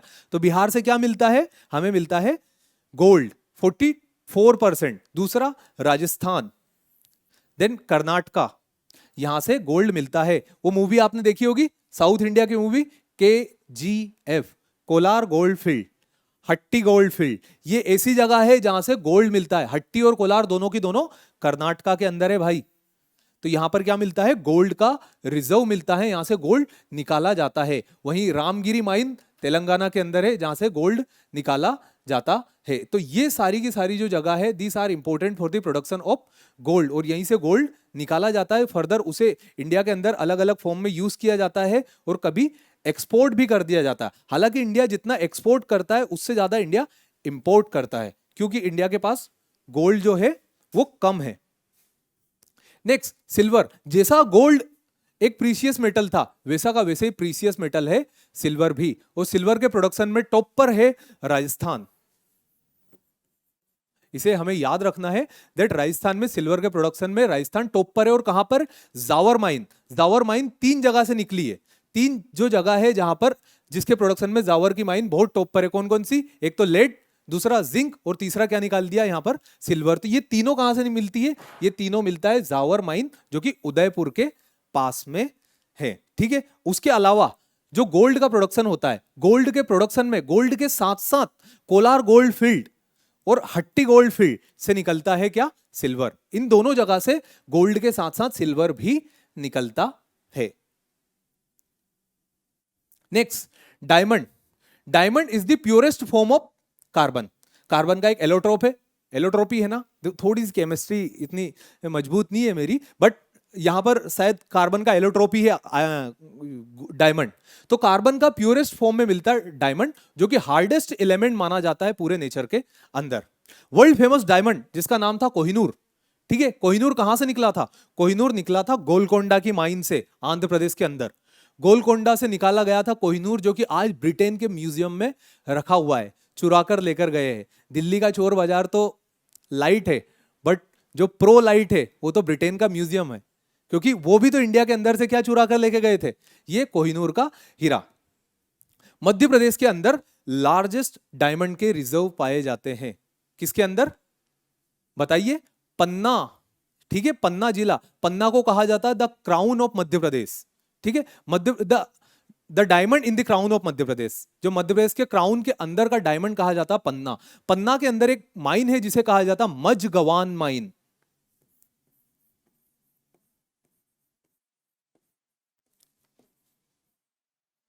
मझगवान, ये जे है। मझगवान माइन, यहां से निकलता है क्या? यहां से निकलता है डायमंड। ठीक है, तो ये जो डायमंड निकलता है इसको मध्य प्रदेश से निकाला जाता है। इसके अलावा other than Madhya Pradesh, diamond is also extracted from Golconda and Warangal. ये गोलकुंडा और वारंगल आंध्र प्रदेश से भी निकाला जाता है। किसको? डायमंड को। तो ठीक है, डायमंड एक हार्डेस्ट मेटल है, हार्डेस्ट एलिमेंट है हमारे नेचर के अंदर। कार्बन का प्योरेस्ट फॉर्म है। मध्य प्रदेश के अंदर निकाला जाता है कहां से? मझगवान माइन से, पन्ना से। सबसे ज्यादा मध्य प्रदेश से निकलता है 95%। ठीक है, तो मध्य प्रदेश भी टॉप पर है। जैसे बिहार किस चीज में जीता था? गोल्ड में। मध्य प्रदेश किस चीज में जीता है? डायमंड में। और मध्य प्रदेश से मैं खुद भी हूं। ठीक है, तो मैं भी थोड़ा इतरा लेता हूं। चलिए आगे बात करते हैं अगले मेटल के बारे में। Limestone. Limestone is composed of calcium carbonate. ठीक है, कैल्शियम कार्बोनेट से मिलकर बनता है लाइमस्टोन। 75% लाइमस्टोन कहां जाता है? सीमेंट इंडस्ट्री के अंदर जाता है। जो 75% है लाइमस्टोन का, वो कहां जाता है? सीमेंट इंडस्ट्री के अंदर। एनडीए 2019 में एक प्रश्न पूछा गया था कि जो लाइमस्टोन होता है, लाइमस्टोन किस चीज में जाता है, उसका प्रोडक्शन जो होता है किस चीज के बनाने के लिए जाता है, तो सीमेंट इंडस्ट्री में 75% क्या जाता है, limestone. Madhya Pradesh again the largest producer of limestone. Madhya Pradesh के अंदर एक सिटी है कटनी, जिसे कहा जाता है द सिटी ऑफ लाइम, ठीक है। और उसके अलावा Jabalpur the city of marble. ये वो सिटीज है जहां पर लाइमस्टोन और मार्बल निकाला जाता है नर्मदा नदी के किनारे पर। तो ये कहां पर है, मध्य प्रदेश के अंदर मिलता है। Madhya Pradesh is the top producer of lime in India. इसके अलावा लाइम कहां पर मिलता है, राजस्थान और तेलंगाना के अंदर, ठीक है। राजस्थान और तेलंगाना के अंदर लाइमस्टोन मिलता है। तो याद रखना, जहां जहां लाइमस्टोन है ना, वहां वहां हम बनाएंगे सीमेंट की इंडस्ट्री, जब हम इंडस्ट्री वाला टॉपिक पढ़ेंगे। Next, other minerals. इन मिनरल्स के अलावा और कौन कौन से छोटे छोटे मिनरल्स होते हैं जो हमें मिलते हैं। और हाँ, लाइमस्टोन जो होता है it is used in building material. ये बताना मैं भूल गया, इसके बारे में पहले बता चुका हूं कि लाइमस्टोन जो होता है, लाइमस्टोन स्पेशली मिलता है बेटा विंध्याचल की रॉक्स के अंदर। और विंध्याचल की रॉक्स में जैसे राजस्थान में भी मिलता है। मैंने क्या बोला था, विंध्याचल कहां से शुरू हुआ है, विंध्याचल शुरू हुआ है हमारे इससे गुजरात से, और कहां खत्म होता है, बिहार तक। तो इस विंध्याचल की चट्टानों के अंदर लाइमस्टोन मिलता है, और वो लाइमस्टोन को बिल्डिंग मटेरियल की तरह यूज किया जाता है। जैसे दिल्ली की जामा मस्जिद बनाई गई, लाल किला बनाया गया, मध्य प्रदेश का सांची स्तूप बनाया गया। तो it is all from the limestone. Next, other minerals की बात करते हैं कुछ कुछ। क्रोमाइट। क्रोमाइट में टॉप प्रोड्यूसर है उड़ीसा, केंदुझार में मिलता है और कटक में मिलता है। टिन छत्तीसगढ़ में मिलता है, याद रखिएगा। Mica, largest mica reserve Andhra Pradesh है, ठीक है। माइका का लार्जेस्ट प्रोडक्शन आंध्र प्रदेश करता है, और माइका का लार्जेस्ट रिजर्व जो है वो झारखंड के अंदर है। झारखंड के अंदर एक माइन है कोडरमा, कोडरमा माइन ऑफ झारखंड। इसे माइका कैपिटल ऑफ इंडिया भी कहा जाता है। क्या कहा जाता है, mica capital of India. Gypsum जो है, जिसे फर्टिलाइजर इंडस्ट्री में यूज किया जाता है। फर्टिलाइजर होते ना जो खेतों में डालते, जब मैंने पिछले लेक्चर में बताया था कि जब मिट्टी का जो फर्टिलिटी कम हो जाएगी तो उसे क्या किया जाता है, या तो स्लेश बर्न प्रैक्टिस यूज करो, जूम कल्टीवेशन करो और उसे हटा दो। बट जमीन इतनी नहीं है कि हर बार जूम कल्टीवेशन करके एक जमीन को 3-3 साल के लिए खाली छोड़ दे। तो क्या करते हैं, उसके अंदर मिलाते हैं केमिकल फर्टिलाइजर, और उन्हीं केमिकल फर्टिलाइजर्स को बनाने के लिए जिप्सम को यूज किया जाता है।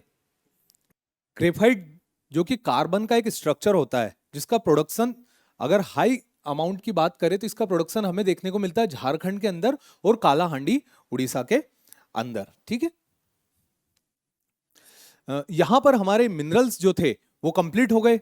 इंडस्ट्री बनाने के लिए हमारा क्या सपना जो था वो पूरा हुआ। पहला चीज, रिसोर्स मिल गए, सारे रिसोर्सेस, मतलब जो भी केमिस्ट्री की बात हमें यहां करना थी वो मिनरल्स के नाम पर हमने कर ली। अब हम जाएंगे एनर्जी के ऊपर। एनर्जी देखेंगे कि कैसे उस मिनरल को एक इंडस्ट्री के अंदर एनर्जी देंगे और फिर उससे फाइनल गुड्स निकलेगा, ठीक है। तो उस मिनरल के लिए पहले बात करते हैं एनर्जी के बारे में। Energy sector is a fundamental to growth and development. Energy sector बहुत जितने ज्यादा जरूरी मिनरल्स है उतनी ही ज्यादा जरूरी एनर्जी भी है। क्योंकि सिंपल सी बात है, अगर हमारे पास गेहूं है, वो गेहूं को पकाने के लिए हमारे पास आग नहीं है। गेहूं से जो आटा बनता है, उस आटे को सेकने के लिए, उसको पकाने के लिए हमारे पास आग नहीं है, तो वो हमारे किसी काम का नहीं, ठीक है। तो एनर्जी भी उतनी ही जरूरी है जितना जरूरी की रिसोर्स है इंडस्ट्री को आगे बढ़ाने के लिए, ठीक है। तो रिसोर्सेस को, एनर्जी को हम दो पार्ट में क्लासिफाई करते हैं। एक कॉन्वेक्शनल सोर्स ऑफ एनर्जी, दूसरा non convectional source of energy. Convectional source of energy वो सोर्स है एनर्जी के जिनको हम पहले से यूज करते आ रहे। कॉन्वेक्शनल सोर्स ऑफ एनर्जी वो सोर्स है एनर्जी के जिन्हें हम पहले से यूज करते आ रहे, जिनको हम नॉन रिन्यूएबल रिसोर्स भी कहते हैं, जो एक बार खत्म हो गए मतलब खत्म हो गए। दूसरे non convectional source of energy वो सोर्स है जिनको हम ट्रेडिशनली यूज नहीं करते, रिसेंटली जिनको यूज करना हमने स्टार्ट किया है, और ये रिन्यूएबल होते हैं, ये फिर से बन जाते हैं। बायोगैस, सोलार, विंड, ये सब क्या है, ये रिन्यूएबल है। मतलब जो नॉन कन्वेंशनल है वो रिन्यूएबल है, और जो कॉन्वेक्शनल है वो नॉन रिन्यूएबल है, ठीक है। तो कॉन्वेक्शनल सोर्स ऑफ एनर्जी के अंदर क्या आएगा हमारा, जो कि प्राकृतिक तौर से हम जिनको यूज करते आ रहे पहले से, जैसे कोयला या फिर कोल, पेट्रोलियम एंड इलेक्ट्रिसिटी, ठीक है। फिर फायरवुड मतलब लकड़ी, स्ट्रॉ मतलब घास फूस, और ड्राइड डंक मतलब गाय का और बाकी के जानवरों का गोबर। तो ये किसके अंदर आएगा? ये आएंगे कॉन्वेक्शनल सोर्स ऑफ एनर्जी के अंदर, जिनको हम पहले से यूज करते आ रहे हैं। जो एक बार यूज हो गए मतलब वो एग्जॉस्ट हो जाएंगे, वो खत्म हो जाएंगे, फिर वो नहीं बचेंगे। ये कौन से सोर्स हुए? ये हुए कॉन्वेक्शनल सोर्स ऑफ एनर्जी। वही non convectional source of energy की बात करें तो वो एनर्जी के सोर्स जो कि फिर से रिन्यू किए जा सकते हैं। ठीक है, हवा जब चलेगी तो फिर से टरबाइन घूमेगी और फिर से इलेक्ट्रिसिटी जनरेट होगी। तो ये रिन्यूएबल है, इनको रिसेंटली हम यूज करने लगे। तो ये non convectional source of energy और ये कॉन्वेक्शनल सोर्स ऑफ एनर्जी। पहले बात करते हैं कॉन्वेक्शनल सोर्स ऑफ एनर्जी के बारे में। कॉन्वेक्शनल सोर्स ऑफ एनर्जी में सबसे पहला आता है coal. Coal is a important abundant fossil fuel used in India for thermal power generation. मतलब इलेक्ट्रिसिटी को प्रोड्यूस करने के लिए, थर्मल मतलब टेम्परेचर को प्रोड्यूस करने के लिए, हीट को प्रोड्यूस करने के लिए, एनर्जी को प्रोड्यूस करने के लिए फॉसिल फ्यूल के नाम पर इंडिया जो सबसे ज्यादा यूज करता है वो है कोल। कोल इंडिया में सबसे ज्यादा यूज किया जाता है and India is 5th largest coal reserve in the world. India के अंदर कोल का 5वां सबसे बड़ा रिजर्व है after United State of America, Russia, Australia and China. जो 5वीं कंट्री जहां पर वर्ल्ड में कोयले का प्रोडक्शन बहुत ज्यादा किया जाता है दैट इज इंडिया। कोल को ब्लैक गोल्ड भी कहा जाता है। क्या कहा जाता है कोल को? Black gold. मतलब ये गोल्ड की तरह ही है। गोल्ड तो अपने आप में प्रीशियस हो गया, ब्लैक गोल्ड कोयले को बोल दिया, व्हाइट गोल्ड कॉटन को बोल दिया। ठीक है, कॉटन जो कपास होता है, कपास को क्या बोल दिया हमने? व्हाइट गोल्ड, क्योंकि वो सफेद होता है पर वो सोने की तरह होता है अहमियत के तौर पर। और यही ये होता काला है बट होता है सोने की तरह। बाकी आप वासेपुर देख सकते हो, आपको अच्छे से समझ में आ जाएगा मैं कहां की बात कर रहा हूं। इसके बाद टाइप्स ऑफ कोल देखते हैं। सबसे बेस्ट क्वालिटी का कोल होता है एंथ्रासाइट कोल। याद रखना, सबसे इंपॉर्टेंट और सबसे बढ़िया क्वालिटी का कोल होता है एंथ्रासाइट कोल, और ये इंडिया में बहुत कम मिलता है। ये हमें अच्छी से देखने को मिलता है जर्मनी के अंदर। जर्मनी वो कंट्री जो वर्ल्ड वॉर में इन्वॉल्व थी, दोनों वर्ल्ड वॉर में, और वहां का एक रीजन है रूहर रीजन। रूहर रीजन, ठीक है, जिसे ब्लैक फॉरेस्ट भी कहा जाता। ब्लैक फॉरेस्ट कोई फॉरेस्ट नहीं है, ब्लैक फॉरेस्ट एक माउंटेन का नाम है। ठीक है, ज्योग्राफी के अंदर ऐसी चीजें कई सारी है जिसमें कुछ ऐसा फनी टाइप फील होता है कि नाम है फॉरेस्ट पर निकली माउंटेन। ठीक है, जिसे बोला जाता है ग्रीनलैंड पर घास नहीं और आइसलैंड पर बर्फ नहीं। ग्रीनलैंड भी एक कंट्री है पर उस पर बिल्कुल भी घास नहीं है, वो पूरी बर्फ से बनी हुई है। और आइसलैंड भी एक कंट्री है जो घास ही घास से बनी हुई है और जिस पर बिल्कुल भी बर्फ नहीं है। तो ग्रीनलैंड पर घास नहीं और आइसलैंड पर बर्फ नहीं। वही वेस्ट बंगाल खुद इंडिया के ईस्ट में है, जिसका नाम है वेस्ट बंगाल, वो खुद इंडिया के ईस्ट में। तो ये कुछ चीजें होती है ज्योग्राफी के अंदर। बेस्ट क्वालिटी का कोल हमें एंथ्रासाइट कोल होता है जो जर्मनी के अंदर देखने को मिलता है। दूसरा बिटुमिनियस कोल जो कि इंडिया के अंदर बहुत ज्यादा पाया जाता है। नेक्स्ट इज बिटुमिनियस कोल। अच्छा, इनको एंथ्रासाइट और बिटुमिनियस किस नाम से बोला जा रहा? एंथ्रासाइट मतलब इसमें कार्बन का परसेंटेज बहुत ज्यादा है, 90% से प्लस में इसके अंदर कार्बन। बिटुमिनियस के अंदर कार्बन का कंपोजिशन कंपैरेटिवली कम है। लिग्नाइट के अंदर और कार्बन का कंपोजिशन कम है और पीट के अंदर और कार्बन का कंपोजिशन कम है। ठीक है, और ये जो पीट होता है, ये पीट हमें मार्शी लैंड के अंदर मिलता है। पीट क्या होता है? फॉसिल फ्यूल क्या होते हैं? ये कोल की बात निकली, आगे पेट्रोल की बात करेंगे तो क्या होते हैं सब फॉसिल फ्यूल्स? ये फॉसिल फ्यूल्स जब कोई डेड एंड डिकेइंग ऑर्गेनिज्म लंबे टाइम तक जमीन के अंदर रहे, high temperature high pressure face करे, तो अपनी सारी केमिकल प्रॉपर्टीज को चेंज करके वो बन जाता है ईंधन, फॉसिल फ्यूल, जो कि जलाने के काम आता है।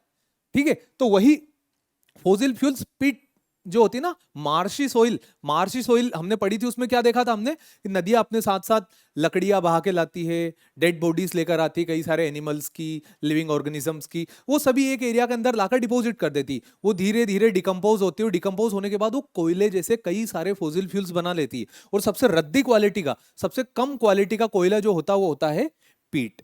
ठीक है, it is found in sedimentary rock. बिल्कुल सही बात है, सेडिमेंट्री रॉक मतलब वो रॉक जो कि सेडिमेंटेशन से बनी है, जो किसी एक जगह से इरोड करके लाई गई है और किसी दूसरी जगह पर लाकर डिपॉजिट किया गया है। उस डिपॉजिट की गई सोइल के अंदर क्या मिलेंगे हमें? Fossil fuels. हमने लिखा था कि सेडिमेंट्री रॉक वो रॉक होती है जिसके अंदर बहुत सारे फॉसिल फ्यूल्स मिलते हैं। सेडिमेंट्री रॉक का एग्जांपल बताऊं, लाइमस्टोन हो गया, सैंडस्टोन हो गया। तो ये क्या है? ये स्टोन्स एग्जांपल है किसके? सेडिमेंट्री सोइल के। और सेडिमेंट्री सोइल कब बनती है? जब रिवर एक एरिया से सेडिमेंट्स लेकर आती है और दूसरे एरिया पर लाकर जमा करती है। अभी क्या लेयर बाय लेयर जमा करती है, इसलिए उसको स्ट्रेटा भी कहा जाता है। ठीक है, स्ट्रेटा मतलब layer by layer. Next, petroleum.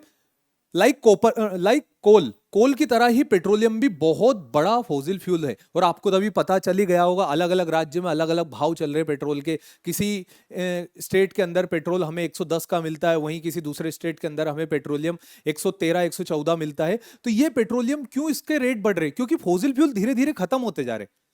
Dead and डिकोइंग organism को बहुत ज्यादा टाइम लगता है फॉसिल फ्यूल में कन्वर्ट होने के लिए।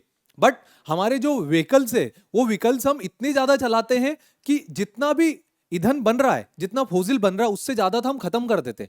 मतलब कंजप्शन ज्यादा होता, प्रोडक्शन कम होता। और जब कंजप्शन और प्रोडक्शन में चेंज आएगा तो क्या होगा? इन्फ्लेशन। ठीक है, जब कंजप्शन किसी भी चीज की डिमांड ज्यादा है और उसका प्रोडक्शन कम है तो क्या हुआ? इन्फ्लेशन ही आएगा। इसीलिए तो भाव बढ़ रहे हैं पेट्रोल के। तो बस यही है पेट्रोल। और कहां मिलता है? एग्जैक्टली सेम, सेडिमेंट्री रॉक के अंदर मिलता है, क्योंकि ये एक फॉसिल फ्यूल है। इंडिया की सबसे पहली पेट्रोलियम की जो माइन थी, जो पेट्रोलियम की सॉरी जो रिफाइनरी थी, वो कहां बनाई गई थी? तो वो बनाई गई थी डिगबोई में। पेट्रोलियम की माइन नहीं होती, रिफाइनरी होती है। तो कहां बनाई गई थी? ऑयल रिफाइनरी डिगबोई के अंदर। फिर 1954 में दूसरी बनाई गई थी तारापुर के अंदर, मुंबई। ठीक है, 80% of India electricity is generated due to fossil fuels. इन्हीं फॉसिल फ्यूल से इंडिया की 80% ऑफ इलेक्ट्रिसिटी को जनरेट किया जाता है, कोयले से, पेट्रोल से, डीजल से। और ये जो इलेक्ट्रिसिटी होती है, इस पे पूरा काम करता है NTPC. NTPC, national thermal power corporation. NTPC, national thermal power corporation जो है, वो इसको हेड करता है कि कितनी थर्मली एनर्जी हमने जनरेट करी है। वो इस एनर्जी जब आती है, इस एनर्जी को निकालता है, हार्नेंस करता है, और हार्नेंस करने के बाद वो देता है इस एनर्जी को ग्रिड सिस्टम के पास। ग्रिड देखे होंगे, बड़ी बड़ी सिटी के अंदर बाहर लगे होते हैं लाइट के ग्रिड, उन ग्रिड के पास जाती है। फिर वहां पर ग्रिड पर जो ट्रांसफॉर्मर लगे होते हैं, वो इस इलेक्ट्रिसिटी का जो वो है पावर, उसको ऑल्टर करते, कम ज्यादा करते, और फिर वो किसको देते? डिस्कॉम को। डिस्कॉम मतलब डिस्ट्रीब्यूशन कंपनी। और वो डिस्कॉम आपके घर तक लाइट पहुंचाती है। तो कहां से चलाता है सिलसिला? NTPC, grid system, grid system के बाद इलेक्ट्रिसिटी पोल, जिस पर डिस्कॉम काम करता, वो डिस्कॉम आप तक पहुंचाता, और आप पैसे डिस्कॉम को देते हो, डिस्कॉम पैसे एनटीपीसी को देता है। तो इस तरीके से लाइट को प्रोड्यूस किया जाता है। और इंडिया में जो कोल मिलता है, पेट्रोल मिलता है, और कहीं पर भी जो पेट्रोल मिलता है, वो ज्यादा से ज्यादा मिलता है कॉन्टिनेंटल शेल्फ के ऊपर। क्योंकि कॉन्टिनेंटल शेल्फ के ऊपर कई सारे मराइन ऑर्गेनिजम्स आकर डिपोजिट्स हो जाते हैं। और जब मराइन ऑर्गेनिज्म वहां आकर डिपोजिट होंगे, तो वहां पर क्या लंबे टाइम के बाद वो क्या बन जाएगा? Fossil fuel in the form of natural gas and petrol.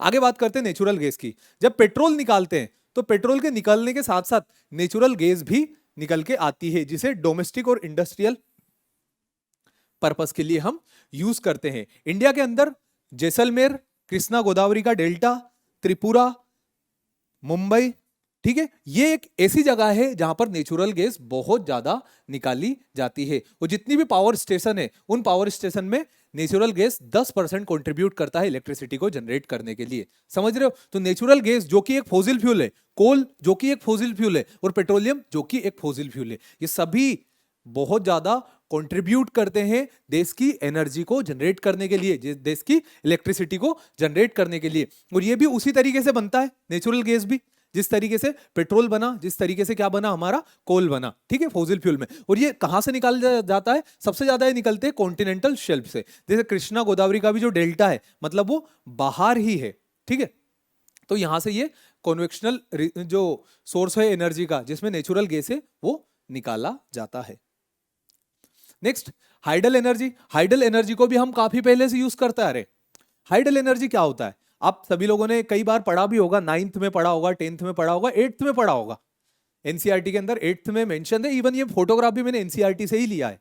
तो हाइडल एनर्जी क्या होती है? हाइडल मतलब पानी, एनर्जी मतलब ताकत, ऊर्जा। जब पानी जो होता है उस पानी की मैकेनिकल एनर्जी को हम कन्वर्ट करके इलेक्ट्रिकल एनर्जी में ट्रांसमिट कर दे, और उसी इलेक्ट्रिकल एनर्जी को हम बोलते हैं हाइड्रो इलेक्ट्रिक एनर्जी, या फिर जो एनर्जी बनती है उसे हाइडल एनर्जी भी कहा जाता है। अब ये कैसे बनी, देखो यहां से आई बहती बहती रिवर, इस रिवर के ऊपर हमने बना दिया डेम, डेम बना दिया, इस डेम के अंदर हम एक गेट खोलते हैं, पानी नीचे जाता, और नीचे जाते वक्त इस डायनेमो को रोटेट करता है, दिख रहा है ये डायनेमो, जब पानी ऐसे जाएगा तो इसकी जो ब्लेड्स दिख रही उस ब्लेड्स को पुश करेगा तो वो घूमेगा गोल गोल, वो जब वो गोल गोल घूमेगा तो क्या होगा, वो जो डायनेमो, उस डायनेमो का काम क्या है, मैकेनिकल एनर्जी को इलेक्ट्रिकल एनर्जी में कन्वर्ट करना।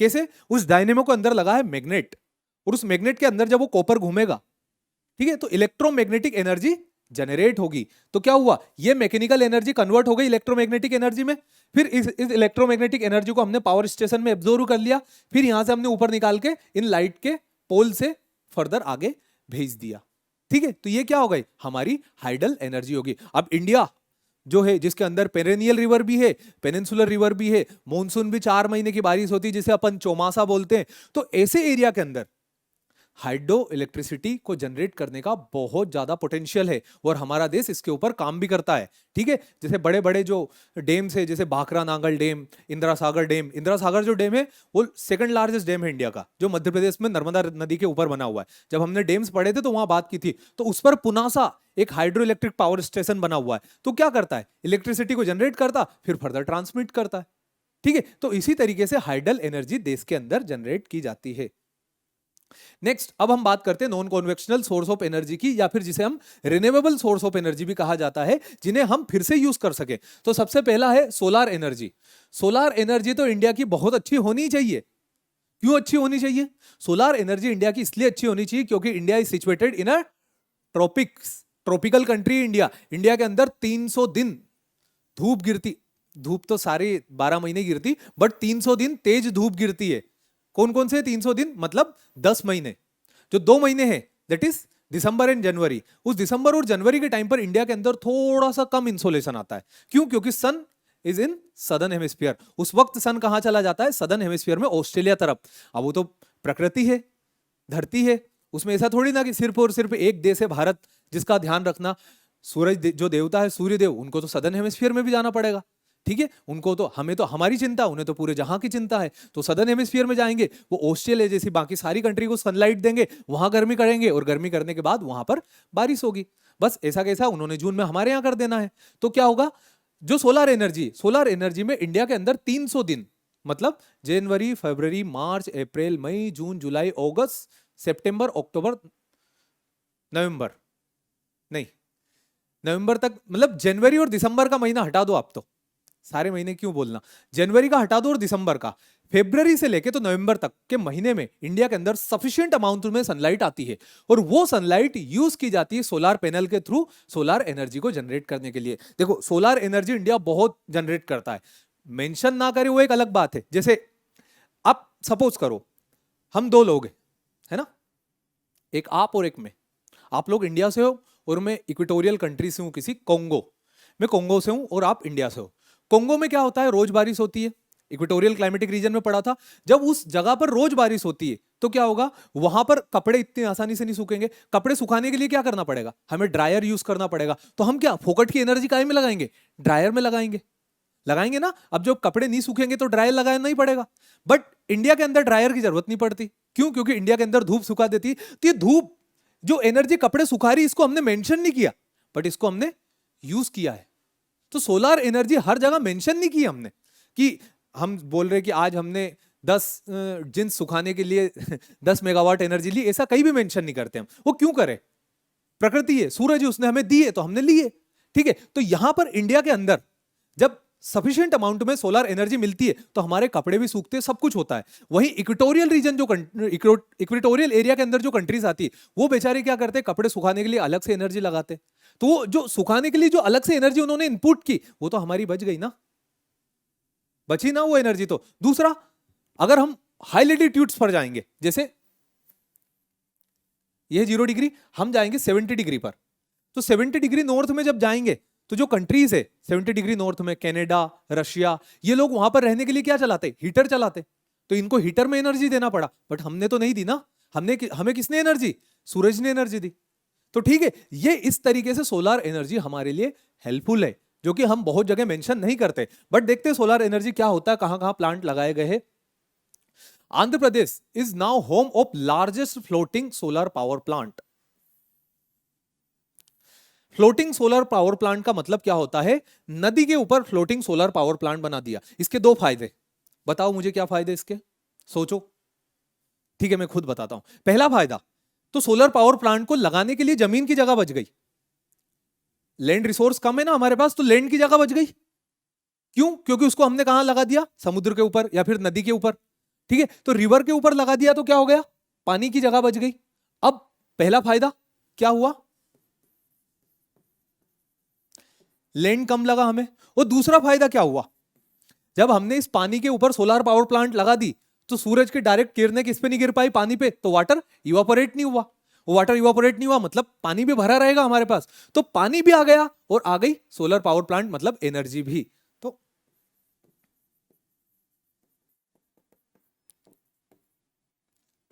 Will not evaporate. ठीक है, पानी जो होगा वो इवापोरेट नहीं होगा। क्यों? क्योंकि उसके ऊपर सोलर पैनल लग गई, धूप सोलर एनर्जी की पैनल ने ली, एनर्जी बनाई, और दूसरा क्या था, जो वाटर इवापोरेट होना था वो भी बच गया, मतलब जमीन भी ना देनी पड़ी और वो हमें पानी भी नहीं देना पड़ा, और क्या, एनर्जी भी मिल गई। तो ये इसके फायदे हैं, और ये एनर्जी बनती ही रहेगी। दूसरा, विंध्याचल थर्मल पावर स्टेशन बनाया गया है मध्य प्रदेश के सिंगरौली के अंदर। ठीक है, जिसको मध्य प्रदेश की एनर्जी कैपिटल भी कहा जाता है। तो इस एरिया के अंदर जो बनाया गया है, ये इंडिया का सबसे बड़ा सोलर थर्मल पावर प्लांट है, जो कि सिंगरौली के अंदर बनाया गया है। ठीक है, कहां पर बनाया गया है, सिंगरौली के अंदर। ये था solar power plant. Next, wind energy. Wind energy, India बहुत ज्यादा एनर्जी प्रोड्यूस करता है विंड से, और कई सारे स्टेट जहां पर विंड एनर्जी बहुत ज्यादा प्रोड्यूस की जाती है वो है तमिलनाडु, गुजरात, महाराष्ट्र और राजस्थान। यहां पर कॉमन चीज बताओ मुझे क्या है, यहां पर कॉमन चीज ये है कि महाराष्ट्र, गुजरात, तमिलनाडु, ये तीनों तो कोस्टल एरिया है। तो कोस्टल एरिया मतलब समुद्र से तेजी से हवा आती है, और तेजी से हवा आती है तो इनको घुमाती है। वहीं राजस्थान जो है वो डेजर्टिक एरिया है, तो वहां कोई पहाड़ नहीं ताकि हवा की स्पीड को रोक दे, तो वहां भी हवा तेजी से आती है। तो हवा क्या करती है, इन टरबाइंस को घुमाती है, और फिर हम इलेक्ट्रिकल एनर्जी जनरेट करते हैं। किससे? विंड से। ये क्वेश्चन हमारी एग्जाम में पूछा हुआ था कि जो लांबा है गुजरात के अंदर, लांबा गुजरात के अंदर है and it is famous for wind energy. बिल्कुल, Lamba is famous for wind energy. And Manikaran, Manikaran जो है वो हिमाचल प्रदेश में है, it is famous for geothermal energy.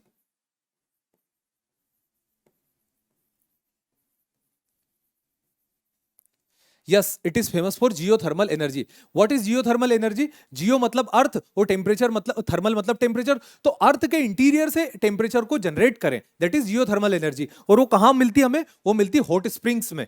Hot springs मैंने पढ़ाई थी आपको, जिसको नहीं पता वो वोल्केनो वाला चैप्टर देखना, आपको हॉट स्प्रिंग्स और गीजर्स दोनों समझ में आ जाएंगे। तो उस हॉट स्प्रिंग के अंदर हिमाचल प्रदेश में एक हॉट स्प्रिंग है मणिकर्णिका, मणिकारण, मणिकर्णिका नहीं, मणिकारण। इस मणिकारण के अंदर इंडिया प्रोड्यूस करता है जियोथर्मल एनर्जी, और गुजरात से के लांबा से प्रोड्यूस करता है इंडिया विंड एनर्जी। तो ये क्वेश्चन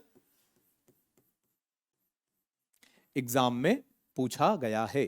ठीक है, क्वेश्चन किस टाइप से पूछा था कि स्टेटमेंट थे, आपको बताना कौन सा करेक्ट है। क्या गुजरात के लांबा में विंड एनर्जी का प्रोडक्शन होता है? बिल्कुल करेक्ट है। दूसरा क्वेश्चन था, क्या मणिकर्णिका से जियोथर्मल एनर्जी प्रोड्यूस की जाती है? तो बिल्कुल करेक्ट है। ठीक है, गुजरात में लांबा, मणिकर्णिका इन हिमाचल प्रदेश। ठीक है, नेक्स्ट बात करते हैं न्यूक्लियर एनर्जी। न्यूक्लियर क्या होते हैं? अभी हमने बात करी मोनाजाइट सैंड जो होती है, जो केरला के पास मिलती है, वहां से हमें थोरियम निकालने को मिलते हैं, और थोरियम के अलावा यूरेनियम के भी कई सारे प्लांट लगे इंडिया के अंदर। तो ये किस काम में आते हैं? ये एनर्जी बनाने के काम में आते हैं। और कौन कौन से पावर प्लांट इंडिया के अंदर लगे हुए हैं, थोड़े से इंपॉर्टेंट है, एक एक करके देख लेते हैं। सबसे पहला पावर प्लांट इंडिया के अंदर लगा था तारापुर। ठीक है, कौन सा लगा था? तारापुर। वो तारापुर कहां लगा था? महाराष्ट्र के अंदर। तारापुर के बाद जो दूसरा पावर प्लांट है इंडिया के अंदर लगाया गया, वो था राजस्थान एटॉमिक पावर एनर्जी। तो ये बना दूसरा। फिर लगाया काकरापारा, फिर बनाया मद्रास में कलपक्कम, नारोरा, कैगा एंड कुंडाकुल्लम। ये सारे न्यूक्लियर पावर प्लांट है जो कि इंडिया के अंदर लगे हुए हैं, जो कि एनर्जी को प्रोड्यूस करते हैं। कुंडाकुलम तमिलनाडु के अंदर है, तारापुर महाराष्ट्र के अंदर है, राजस्थान में बना हुआ है राजस्थान एटॉमिक पावर स्टेशन। केगा जो है वो कर्नाटका के अंदर है, के4 केगा के4 कर्नाटका। फिर नरोरा जो है वो उत्तर प्रदेश के अंदर है, और मद्रास तो याद ही रहेगा कलपक्कम तमिलनाडु के अंदर, और काकरापारा इज इन गुजरात। तो इतने सारे जो न्यूक्लियर पावर प्लांट है ये इंडिया के अंदर सेटअप किए गए हैं। एग्जाम पॉइंट ऑफ व्यू से ये जरूरी है और ये जरूरी है, ठीक है। याद रहेगा कौन सा पावर प्लांट है और कौन से स्टेट में है। सबसे इंपॉर्टेंट ये रहेगा तारापुर, क्यों रहेगा, क्योंकि सबसे पहला है। तो तारापुर का फिर हम ईयर भी याद कर लेंगे, 1969 में पहला तारापुर एटॉमिक पावर स्टेशन बनाया गया था। तो ये सारे के सारे पावर स्टेशन हमें याद रखने। इसके बाद टाइडल एनर्जी। टाइडल एनर्जी तो आपको पता है, जब टाइड्स आती है तो एक टाइम के लिए पानी बढ़ जाता है और दूसरे टाइम के लिए पानी कम हो जाता है। तो जब पानी बढ़ेगा, पानी का वाटर का जो लेवल है वो रेस होगा, तब भी वो इन टरबाइंस को घुमाएगा। टरबाइंस के घूमने के कारण क्या एनर्जी जनरेट होगी, और एनर्जी जनरेट होगी मतलब हो जाएगी टाइडल एनर्जी, जो कि रिन्यूएबल है, क्योंकि 12 घंटे बाद फिर टाइड आएगी, है ना। तो ये क्या है, रिन्यूएबल एनर्जी बार बार जनरेट होती जाती है। थोड़ी सी कॉस्टली पड़ती है, क्योंकि समुद्र के अंदर आपको ये सब सेटअप करना पड़ता है, ठीक है। और कोयले का क्या है, निकाला डाला और चलाना शुरू। तो ये होता है क्या, non renewable source of non convectional source of energy and renewable source of energy, जो कि टाइडल एनर्जी। गुजरात के अंदर टाइडल स्टेशन लगाने का चल रहा है, आंध्र प्रदेश के अंदर है, ठीक है, और तमिलनाडु। मतलब टाइडल एनर्जी कहां लगाई जाएगी, जहां पर कोस्टल एरिया है, ठीक है। कोस्टल एरिया के अलावा बीच में तो हम टाइडल एनर्जी लगा नहीं सकते कि हम बोले हमें उत्तर प्रदेश में लगाना है, so it is not possible. आप खुद समझ सकते हो, हालांकि मैं मानता हूं आप उत्तर प्रदेश से भी है वो बहुत सारे, बट हमें टाइडल एनर्जी सिर्फ और सिर्फ कोस्टल एरिया में ही लगाना है, ठीक है। Next, biogas. लोकल एरिया पर लोकल कंडीशन को देखते हुए थोड़ी सी एनर्जी जनरेट करने के लिए बायोगैस एनर्जी भी जनरेट की जाती है, जो ओवरऑल बहुत बड़ा कंट्रीब्यूशन प्ले करता है। कैसे, बायोगैस में क्या करते हैं हम, बायोगैस के अंदर हम एक तरफ डालते हैं वेस्ट, इस वेस्ट के अंदर हम काऊ डंग डाल देते हैं, ठीक है। इसके अलावा दूसरा जो कचरा निकलता है वो भी इसके अंदर डाला जाता है। ये वेस्ट जाता है इसके अंदर, इस टैंक के अंदर, जिसे डाइजेस्टर बोला जाता है। डाइजेस्टर में काफी टाइम तक डाइजेस्ट होता है। डाइजेस्ट होने के साथ साथ ये जो गैस निकालता है, इस गैस को हम यूज करते हैं लोकल लेवल पर, और ये जो बचता है, जो इसका आउट प्रोडक्ट होता है, वो मेन्यूर के फॉर्म में यूज किया जाता है, मतलब खेतों में यूज किया जाता है। तो दो चीज हो गई, एक तो एनर्जी भी मिल गई, दूसरी फर्टिलिटी भी मिल गई। तो ये फायदे हैं, समझ रहे हो। ये जो पढ़ना है ना, एग्जाम निकालना बहुत अच्छी बात है, मैं भी मानता हूं कि एग्जाम निकालना है हमको, बट ये चीजें आपको अपने जीवन में लाना है। आपको समझना है कि क्यों जरूरी है ये रिन्यूएबल सोर्सेस जो रिन्यू होते जाए, क्यों हम ऐसा करें, क्यों हम इलेक्ट्रिसिटी को बचाएं। आपके घर तक 1 यूनिट को पहुंचने के लिए 2 यूनिट जल जाती है, मतलब जो इलेक्ट्रिसिटी की 1 यूनिट हमारे घर तक आती है ना, वो पहुंचते पहुंचते 2 यूनिट खुद जल जाती है, क्योंकि रेजिस्टेंस होता है। तो हम उसे बर्बाद ना करें। घर का जो बिल आता है वो भी बिल्कुल सही बात है, बट देश की एनर्जी को जाया ना करें, उसको बचा कर रखें, ठीक है। और रिन्यूएबल रिसोर्सेस की तरह स्विच करें, उनकी तरफ स्विच करें, ठीक है। तो ये थे रिन्यूएबल सोर्स ऑफ एनर्जी। यहां पर हमारा एनर्जी भी कंप्लीट हो जाता है। क्या क्या देख लिया, एक तरफ मिनरल्स देख लिए, दूसरी तरफ क्या देख ली, एनर्जीज। अब हम बात करेंगे हमारे अगले टॉपिक और एक इंपॉर्टेंट टॉपिक के बारे में, जिसका नाम है इंडस्ट्री। इंडस्ट्री बहुत सिंपल वर्ड्स में समझो तो एक समझ लो आटे की चक्की। वो आटे की चक्की है आपकी इंडस्ट्री, ठीक है, जिसमें गेहूं रॉ मटेरियल और आटा जो है वो आफ्टर प्रोडक्ट है। वो कन्वर्ट किसने किया, इस इंडस्ट्री ने। So industry is a unit through which raw material is converted into finished goods. बहुत सिंपल है, जिसमें रॉ मटेरियल फिनिश्ड गुड्स में कन्वर्ट किया जाता है, उसी को ही इंडस्ट्री कहते हैं। अब इंडस्ट्री लगाई कहां जाना चाहिए, इंडस्ट्री वहां लगाई जाएगी।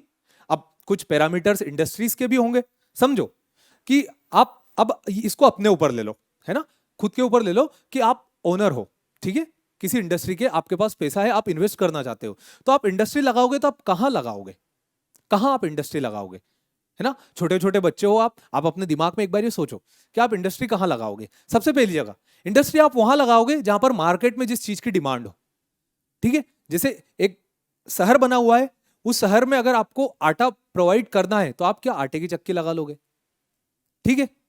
अगर उस शहर में लोगों को आपको गन्ने का जूस पिलाना है ना, गन्ने का रस पिलाना है, तो आप क्या कर लोगे, वो चरखा लगा लोगे, जो रहता है ना वो लगा लोगे। तो ये क्या हुई, ये इंडस्ट्री हुई जिसने उस गन्ने को, उस रॉ मटेरियल को कन्वर्ट कर दिया जूस के अंदर, ठीक है, जो हमने सर्व कर दिया आगे। तो ये क्या, पहली जगह लोकेशन, मतलब जहां पर मार्केट अवेलेबल हो वहां पर इंडस्ट्री लगेगी। दूसरी, चीप लेबर, जहां पर लेबर आसानी से मिल जाए, वर्कर्स जल्दी मिल जाए, फटाफट मिल जाए और कम दाम में मिल जाए, वहां पर मैं अपनी इंडस्ट्री लगाऊंगा। तीसरी, मैं अपनी इंडस्ट्री लगाऊंगा उस एरिया पर जहां पर मुझे रॉ मटेरियल भी मिल जाए।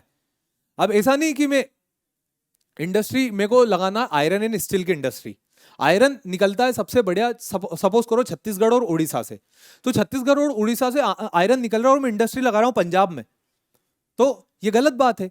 इंडस्ट्री वही लगेगी जहां पर रॉ मटेरियल मिलेगा। इस टाइप की इंडस्ट्री को वेट लूजिंग इंडस्ट्री कहा जाता है बेटा, याद रखना। आपको सर या तो इकोनॉमिक्स में पढ़ाएंगे इसको।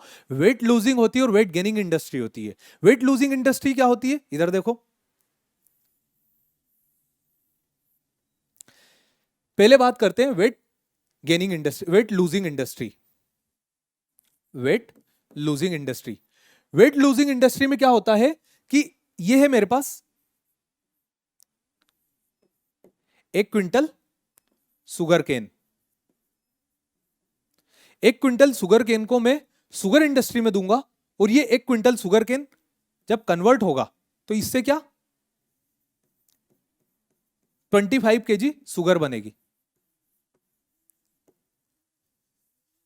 1 क्विंटल सुगर केन को जब मैंने इंडस्ट्री के अंदर डाला तो उससे मेरे को 25 kg सुगर देखने को मिली। तो क्या हुआ, वेट लूज हो गया।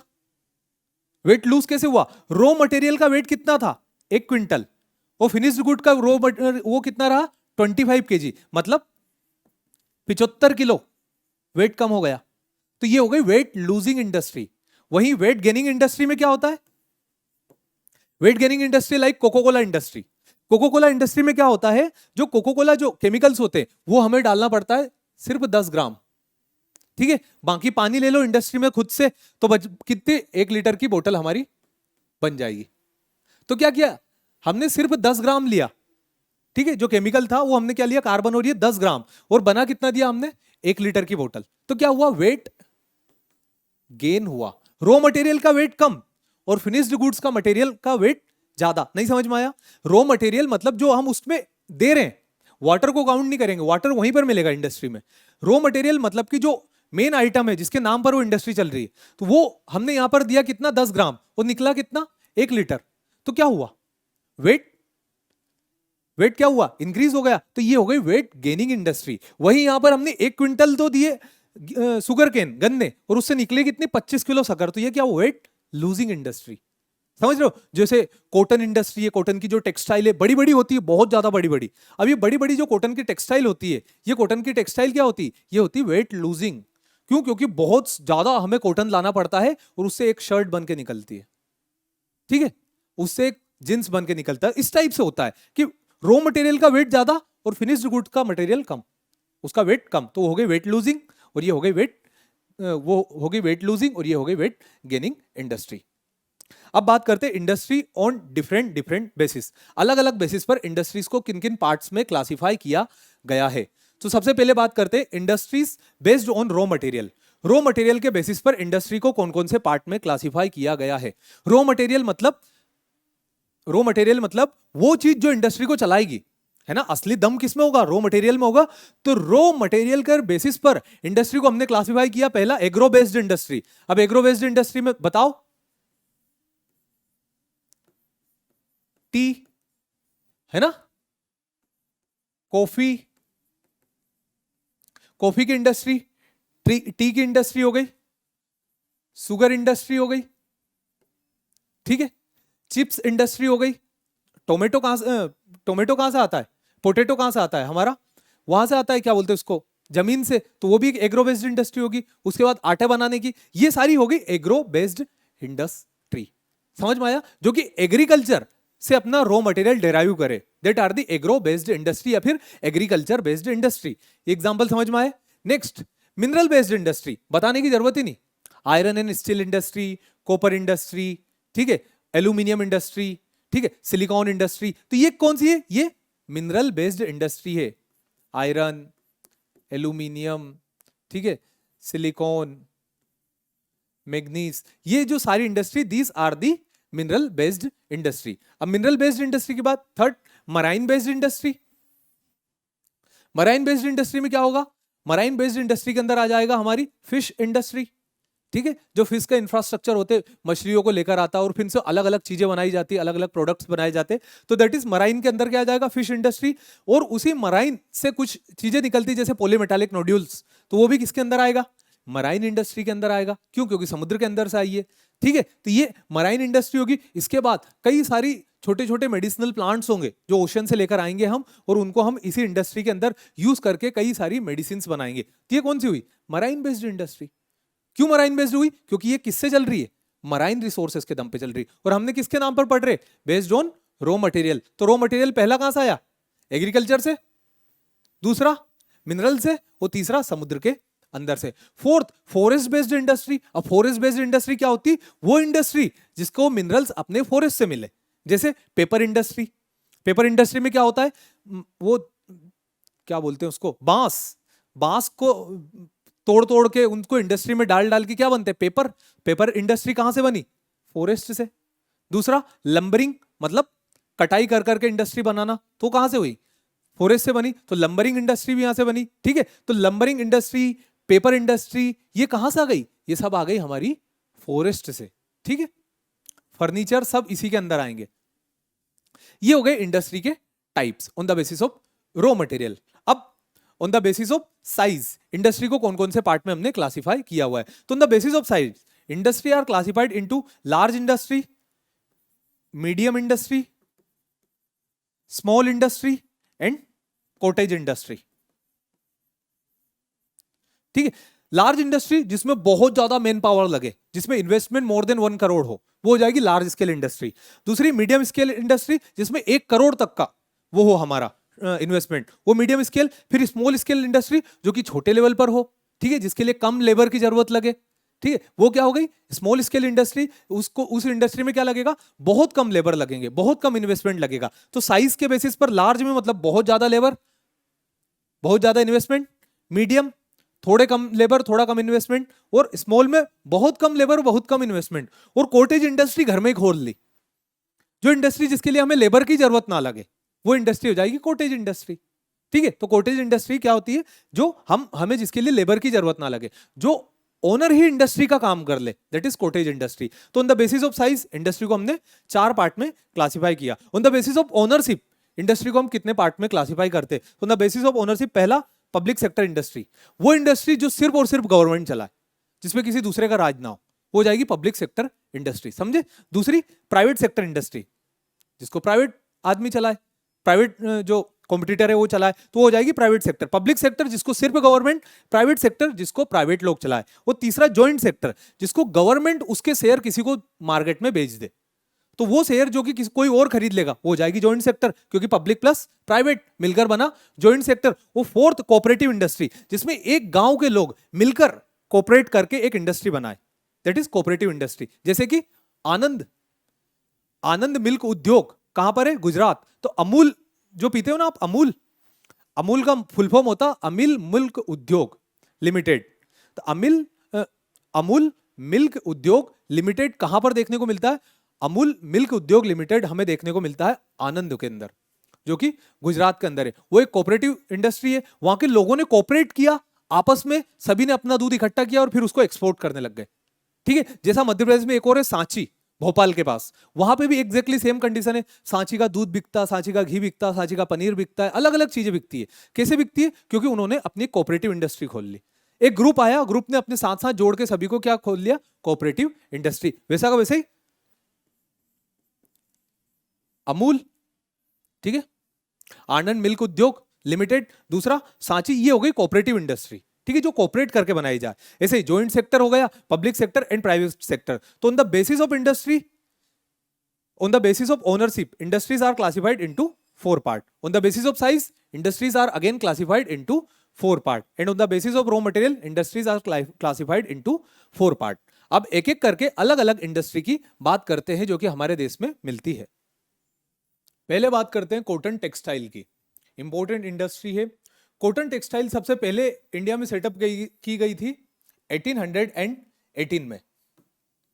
1818 में इंडिया में पहली बार कॉटन इंडस्ट्री लगाई गई थी कोलकाता के अंदर। इसके बाद जो कॉटन इंडस्ट्रीज है वो लगाई गई महाराष्ट्र में, Gujarat, Tamil Nadu, waste Bengal.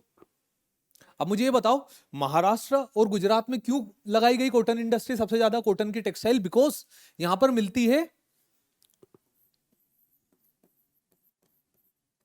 Black soil. क्यों मिलती है? क्योंकि जो डेक्कन का प्लेट्यू है वो प्लेट्यू इरोड होकर जो सोइल बनी वो black soil, and black soil is known for cotton cultivation. तो इसीलिए इस एरिया के अंदर महाराष्ट्र, गुजरात और तमिलनाडु में इतनी सारी कॉटन की टेक्सटाइल इंडस्ट्रीज लगाई गई है। इवन जो गुजरात में अहमदाबाद है उसे मैनचेस्टर ऑफ इंडिया भी कहा जाता है, बोस्टन ऑफ ईस्ट। बोस्टन एक शहर है यूनाइटेड स्टेट ऑफ अमेरिका के अंदर जो जाना जाता है कॉटन के कल्टीवेशन के लिए, तो उसी के नाम पर अहमदाबाद को बोस्टन ऑफ ईस्ट भी कहा जाता है। और जो मैनचेस्टर का शहर है, Manchester is situated in Britain, और वो भी कॉटन के कल्टीवेशन के लिए बहुत जाना जाता है, कॉटन की इंडस्ट्रीज के लिए जाना जाता है। तो इसीलिए जो अहमदाबाद है उसे मैनचेस्टर ऑफ इंडिया भी कहा जाता है। Cotton industries are weight losing industry. मैंने बताई दिया आपको कि थोड़ा सा प्रोडक्ट बनाने के लिए हमें बहुत सारा कॉटन लगता है, तो रॉ मटेरियल का वेट ज्यादा और फिनिश्ड प्रोडक्ट का वेट कम, तो इसीलिए इसे वेट लूजिंग इंडस्ट्री भी कहा जाता है। इसके बाद next iron and steel industry. सबसे पहली सिस्टमेटिक आयरन और स्टील इंडस्ट्री लगाई गई थी 1874 में। 1874 में कुल्टी,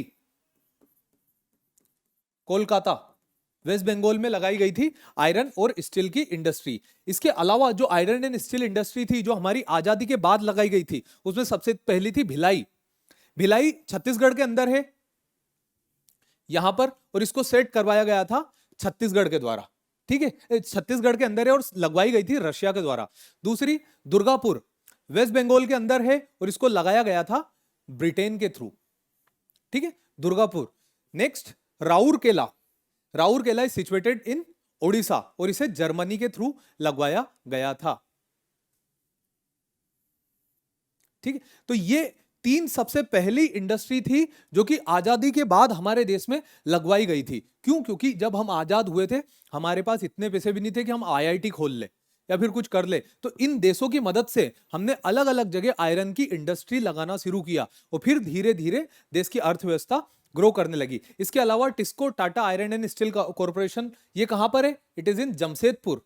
जमशेदपुर कहां पर है? हमारा झारखंड के अंदर। उसके बाद विश्वेश्वर जो कॉटन टेक्सटाइल इंडस्ट्री है, आयरन विश्वेश्वर जो है iron and steel industry, it is situated इन कर्नाटका। ठीक है, उसके बाद बोकारो झारखंड के अंदर है, सालेम इंडस्ट्री इन तमिलनाडु। तो ये कुछ इंपॉर्टेंट इंडस्ट्री है जो कि आयरन और स्टील की है। ठीक है, जिसमें जो रॉ मटेरियल है वो आयरन आता है और फिर आयरन स्टील को मिलाकर अलग अलग प्रोडक्ट्स यहां पर बनाए जाते हैं। तो आपको इन इंडस्ट्रीज का नाम याद रखना, स्पेशली इन तीनों का। ये कौन सी है, किस कंट्री की हेल्प से खोली गई है और कहां कहां खोली गई है। ठीक है, next aluminium industry. Aluminium industry भी इंडिया के अंदर बहुत ज्यादा ओपन की गई है। यहां पर ये जो नाम दे रखे, यहां से क्वेश्चन तो आया नहीं है बट ऐसी वाइब्स आती है कि यहां से क्वेश्चन जरूर पूछेंगे। तो कौन कौन सा? सबसे पहले याद करो कोरबा। कोरबा खोला गया बाल्को के नाम से। Bharat aluminium corporation, Bharat aluminium corporation Balco, कहां पर? छत्तीसगढ़ के अंदर। कौन सा? कोरबा। कोरबा मतलब बाल्को। भारत एल्यूमिनियम कॉर्पोरेशन कहां खोला गया? छत्तीसगढ़ के अंदर। नेक्स्ट अल्लूपुरम, ये कोची में है, कोची केरला, और इसको चलाता कौन? हिंडाल्को। हिंडाल्को मतलब Hindustan aluminium corporation, Hindustan aluminium corporation. तो हिंडाल्को कि कहां चलाता है? हिंडाल्को चलाता है अल्लूपुरम केरला के अंदर। इनके और भी प्लांट्स बने हुए बहुत जगह। हिंडाल्को का दूसरा प्लांट रेणुकूट उत्तर प्रदेश के अंदर है। ठीक है, कौन हैंडल करता है? Name of companies Hindalco. Next Mettur Tamil Nadu के अंदर, इसको चलाता माल्को। पहला देखा बाल्को, दूसरा हिंडाल्को और तीसरा माल्को। तो Balco Bharat aluminium limited, Hindalco Hindustan aluminium limited, again Hindustan aluminium limited, Hindalco and Malco, that is Madras aluminium corporation. ठीक है, उसके बाद हीराकुंड। हीराकुंड मतलब हीराकुंड नाम से समझ में आ जाना चाहिए, कहां पर? उड़ीसा के अंदर। Longest dam of India 4.8 kilometre जिसकी विड्थ है, हीराकुंड डेम महानदी रिवर के ऊपर, इसे कौन चलाता है? इसे अगेन चलाता है हिंडाल्को। हिंडाल्को मतलब हिंदुस्तान एल्यूमिनियम कॉर्पोरेशन। फिर जारसुगुड़ा अगेन इन उड़ीसा, इसे चलाता वाल मतलब वेदांत एल्यूमिनियम कॉर्पोरेशन। तो पहला बाल्को, हिंडाल्को, हिंडाल्को, माल्को, हिंडाल्को, नाल्को और वाल, ये नाम हमें याद रखना है। प्रोबेबिलिटी बनती है कि यहां से वो क्वेश्चन पूछ लेंगे, या तो वो पूछ लेंगे हिंडाल्को का हेडक्वार्टर कहां है, तो ये आप सर्च कर लेना। बाल्को का हेडक्वार्टर कहां है, कर लेना आप सर्च। माल्को का तो हेडक्वार्टर जाहिर सी बात है तमिलनाडु के अंदर ही होगा, ठीक है। और वाल का हेडक्वार्टर, तो ये हेडक्वार्टर देखना है। और दूसरे इनकी कहां कहां ब्रांच लगी, तो ये ब्रांचेस इनकी हमने यहां देखी। और this industries are known for aluminium production. इसके बाद सीमेंट इंडस्ट्री। सीमेंट इंडस्ट्री जाहिर सी बात है किस चीज के काम में आती? बिल्डिंग मटेरियल के काम में। कौन सी रोग सिस्टम के अंदर? विंध्यन रोग सिस्टम के अंदर,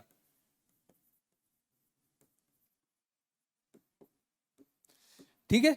यही वो जगह है जिसके अंदर लाइमस्टोन मिलता है, और limestone is a main ingredient to the cement industry, ठीक है। हमारी एग्जाम में क्वेश्चन पूछ लिया है कि लाइमस्टोन जो सीमेंट इंडस्ट्री उसका मेन इंग्रेडिएंट क्या होता है, तो उसका मेन इंग्रेडिएंट होता है लाइमस्टोन। अब सीमेंट इंडस्ट्री कहां कहां पर है, तो सतना और मेहर के अंदर है मध्य प्रदेश में। मध्य प्रदेश में इसके अलावा नीमच में है, छत्तीसगढ़ में है जामुल दुर्ग में, तेलंगाना में आदिलाबाद, राजस्थान में उदयपुर, लखेरी और चूरू में, गुजरात के अंदर है पोरबंदर और जामनगर में, और झारखंड है सिंदरी और खिलारी में। तो ये कुछ ऐसे राज्य जहां पर बड़ी बड़ी सीमेंट की इंडस्ट्री लगाई गई है। इवन एक तो कॉटन की इंडस्ट्री और दूसरी रेलवे की इंडस्ट्री, ये दो इंडस्ट्री ऐसी है जो देश में बहुत ज्यादा रोजगार जनरेट करती है। रोजगार मतलब जो प्रोवाइड करती, इंप्लॉयमेंट देती। कॉटन की इंडस्ट्री, कॉटन की टेक्सटाइल को बहुत ज्यादा इंप्लॉयमेंट की जरूरत लगती है। कॉटन को लाना ले जाना, उसको सुखाना अगर गीला हो गया है तो, क्योंकि कॉटन को पकने के लिए 210 ऐसे दिन चाहिए जिन पर बारिश ना हो, ठीक है, तब जाकर कॉटन सूखता है। फ्रोस्ट फ्री डेज, पुराने लेक्चर में देखना आप में कॉटन के नीचे मैंने लिखवाया है 210 फ्रोस्ट फ्री डेज। तो ये जो कॉटन होता है, इस कॉटन को लाना ले जाना एक दूसरे के हर जगह से, ट्रांसपोर्ट इसका, इसकी मैन्युफैक्चरिंग, इसके प्रोडक्ट जो बनते हैं उनको निकालना, इन सारी चीजों के लिए कॉटन के अंदर बहुत ज्यादा लेबर लगते हैं कॉटन इंडस्ट्री में, और दूसरे रेलवे में लगते हैं। तो रेलवे और कॉटन दोनों मिलकर देश में बहुत ज्यादा इंप्लॉयमेंट प्रोवाइड करते हैं, याद रखिएगा, ठीक है। Next, ship building industry. Question हमारी एग्जाम में यहां से पूछा है एनडीए के अंदर, ठीक है। अलग अलग शिप बिल्डिंग इंडस्ट्री के नाम दे दिए थे, अब हम उनको एक एक करके देखेंगे। In India ship building is a new emerging sector, बिल्कुल सही बात है। इंडिया के अंदर शिप बिल्डिंग जो है एक न्यू इमर्जिंग सेक्टर है। बहुत पहले से हम शिप बनाने का काम नहीं कर रहे, बाद में जाकर शिप्स बनाए गए, वेसल्स बनाई गई। कहां कहां पर है? पहला blue sea shipyard Kochi, Cochin shipyard again Kochi, Mazagon dock limited in Mumbai, पूछा हुआ है कहां पर है। Hindustan shipyard limited Visakhapatnam, garden reach ship building कहां पर? कोलकाता में, garden reach ship building Kolkata. And Goa shipyard Vasco da Gama. तो ये शिपयार्ड को उन्होंने मेज द फॉलोइंग में पूछा था कि जो शिप बनाने की इंडस्ट्री है, जो शिप बनाने की इंडस्ट्री है वो, और उनके सामने लोकेशन वो कौन कौन से, जैसे वास्को डी गामा, तो आपको याद होगा वास्को डी गामा सबसे पहला यूरोपियन था जो इंडिया के अंदर आया था 1492 में आया था, आई थिंक सो, आप कंफर्म कर लेना, सर ने बताया होगा आपको। तो वास्को डी गामा आया था, कहां पर आया था? गोवा में आया था। गोवा के राजा जो जोमोरिन थे उन्होंने इनका स्वागत किया था। तो वास्को डी गामा कहां मिलेगी? गोवा के अंदर मिलेगी। इसी तरीके से बाकी के सारे भी हमें लर्न करना है। Blue sea shipyard Cochin, Cochin shipyard Kochi, Mazagon dock limited Mumbai, Hindustan shipyard limited Visakhapatnam, garden reach ship building engineering Kolkata, Goa shipyard limited Vasco da Gama. यहां पर शिप बिल्डिंग इंडस्ट्रीज लगाई गई है। Next question, aircraft manufacturing India के अंदर स्टार्ट की गई थी 1940s से, और कौन चलाता था इसको? चलाता था Hindustan aeronautical limited hall. Hindustan aeronautical limited hall इसे चलाता था। किसे? Hindustan aeronautical limited. किसको? एरोप्लेन बनाने की इंडस्ट्री को, ठीक है। और ये कहां कहां लगाई गई? पहली बेंगलुरु, जो इसका हेडक्वार्टर है हॉल का, ठीक है, हाल मतलब हिंदुस्तान एरोनॉटिकल लिमिटेड, इसका हेडक्वार्टर कहाँ है, बेंगलुरु। दूसरा कानपुर उत्तर प्रदेश, नासिक महाराष्ट्र, कोरपुट उड़ीसा एंड हैदराबाद तेलंगाना। इन जगह पर एयरक्राफ्ट मैन्युफैक्चरिंग इंडस्ट्री सेट की गई है। ठीक है, कहां कहां पर, Bangalore, Kanpur, Nashik, Koraput and Hyderabad. Next, railway equipment. Railway equipment या फिर रेलवे लोकोमोटिव, ये कहां कहां पर लगाए गए हैं? तो रेलवे लोकोमोटिव इंडस्ट्री, ये मोटिक नहीं है, गलत लिख दिया उन्होंने, रेलवे लोकोमोटिव है ये। तो Chittaranjan locomotive is in West Bengal. देखो शिपयार्ड से क्वेश्चन पूछ लिया है, तो हो सकता है रेलवे से भी क्वेश्चन पूछ ले, हमें बिल्कुल ढील नहीं देना, हम रेलवे के भी सारे लर्न करके जाएंगे। Chittaranjan locomotive West Bengal, diesel locomotive work Varanasi, Tata engineering locomotive work, Tata जहां वर्ड है वहां तो झारखंड ही जाएगा सीधा। और दूसरा इंटीग्रल कोच फैक्ट्री तमिलनाडु। ये सारे इंडिया के अंदर रेलवे के लिए लगाए गए। Chittaranjan West Bengal, diesel locomotive work Varanasi, Tata engineering locomotive work Jharkhand, integral coach factory Tamil Nadu. ठीक है, इसी के साथ साथ हमारा जो चैप्टर है, हमारा जो लेक्चर था वो कंप्लीट होता है। क्या क्या देख लिया इस लेक्चर के अंदर? हमने सबसे पहले यहाँ मिनरल्स की बात की, अलग अलग मिनरल्स देखे, ये देखा इंडिया का कौन सा स्टेट उनका लीडिंग प्रोड्यूसर है।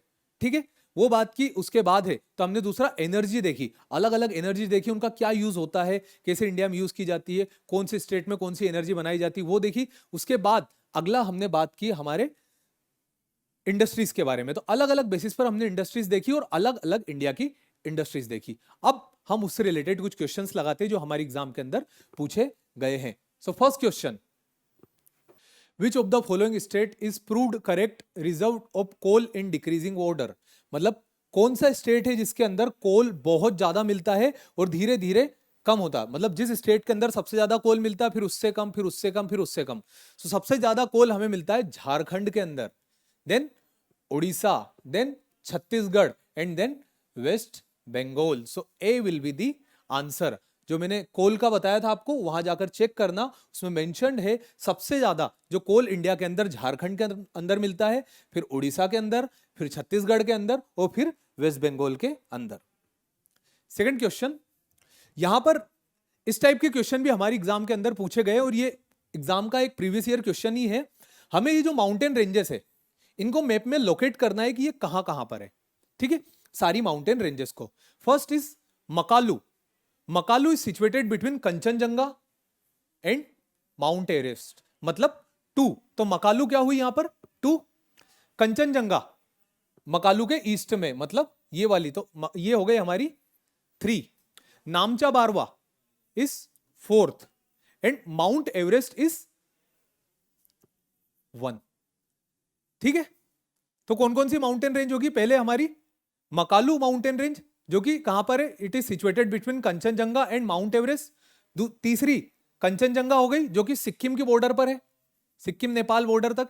उसके बाद Namcha Barwa which is situated in Arunachal Pradesh and Mount Everest which is situated in Nepal. तो क्या होगा हमारा 2 3 4 1। 2 3 4 1 कौन सा है? 2 3 4 1, मतलब A will be the answer. Next question, हमें मैच द फॉलोइंग लगाना है यहाँ पे सेम टाइप से। कौन सी शिपयार्ड से और उनकी लोकेशन क्या है? थोड़ी देर पहले हम पढ़ के आए थे। ठीक है, Hindustan shipyard limited Visakhapatnam, check करो। Garden reach shipyard limited Kolkata, ठीक है। गोवा वास्को डिगामा, ठीक है। और माजागोन मुंबई, एम फॉर माजागोन और एम फॉर मुंबई। तो ये यहां पर हमारा टर्म बनता है, मतलब 4 1 2 3, 4 1 2 3, मतलब सी विल बी दी आंसर। ठीक है, तो हमें शिपयार्ड इंडस्ट्रीज को याद रखना है, यहां से क्वेश्चन पूछा गया है, मतलब ये बहुत ज्यादा इंपॉर्टेंट है हमारी एग्जाम पॉइंट ऑफ व्यू से। Next, the river with highest tidal bore. Tidal bore क्या होता है? जब हाई टाइड्स आती है, तो हाई टाइड्स के कारण जब समुद्र का पानी नदी में जाता है, जब टाइड का पानी बढ़ जाएगा तो टाइड का पानी क्या तेजी से रिवर के अंदर जाएगा, और तेजी से रिवर के अंदर जाएगा तो क्या एक तरफ से तो रिवर का पानी आ रहा था समुद्र की तरफ, अब समुद्र का पानी रिवर की तरफ जा रहा है, तो बीच में एक पानी की दीवार बन जाएगी, एक वर्चुअल, इधर से तो क्या रिवर का पानी, इधर से समुद्र का पानी, और बीच में ऐसा हो जाएगा। और ये ताकत किस में ज्यादा, समुद्र में ज्यादा है, तो समुद्र इसे पुश करके रिवर के अंदर लेकर जाएगा। इसे हम बोलते हैं टाइडल बोर। टाइडल बोर कौन सी रिवर के अंदर देखा जाता है? So it is seen in Hooghly river, जिसके ऊपर रिवराइन पोर्ट भी बना हुआ है। ठीक है, तो हुगली रिवर कहां पर है? Hooghly river flows in West Bengal. West Bengal में मुर्शिदाबाद से गंगा रिवर की डिस्ट्रीब्यूटरी है, जिसको हुगली कहा जाता है और जिसको कटी गंगा भी कहा जाता है। इसके अंदर हमें टाइडल बोर देखने को मिलते हैं। ठीक है, तो highest tidal bore is seen in India in Hooghly river. Next, which among the following is the main ingredient in cement industry? Cement industry में सबसे ज्यादा क्या यूज किया जाता है? तो it is limestone. The sedimentary rock, the building material is used in cement industry. Next, identify the following state of India through which the tropic of cancer passes. East to west, हमें east to waste उन states के नाम बताना है जहां से tropic of cancer पास होती हो। बहुत इंपॉर्टेंट क्वेश्चन है और बहुत इंटरेस्टिंग और सिंपल क्वेश्चन है। ठीक है, देखते हैं कि ईस्ट मतलब ये इंडिया है हमारा, जहां से ट्रॉपिक ऑफ कैंसर पास हो रही, तो सबसे ईस्टर्न साइड का स्टेट से सबसे वेस्टर्न साइड के स्टेट में चलेंगे। तो सबसे ईस्टर्न साइड में यहां पर दे रखा हमारा वेस्ट बंगाल, दूसरा झारखंड, बिहार से पास नहीं होती है, तीसरा छत्तीसगढ़, मध्य प्रदेश, गुजरात, उत्तर प्रदेश से पास नहीं होती है, एंड गुजरात। ठीक है, तो सबसे वेस्ट में वेस्ट बंगाल, सबसे ईस्ट में वेस्ट बंगाल, झारखंड दूसरे पर, छत्तीसगढ़ तीसरे पर, चौथे पर मध्य प्रदेश और पांचवें पर गुजरात। तो 2 4 7 5 3 2 4 7 5 2 4 7 5 1 A will be the answer.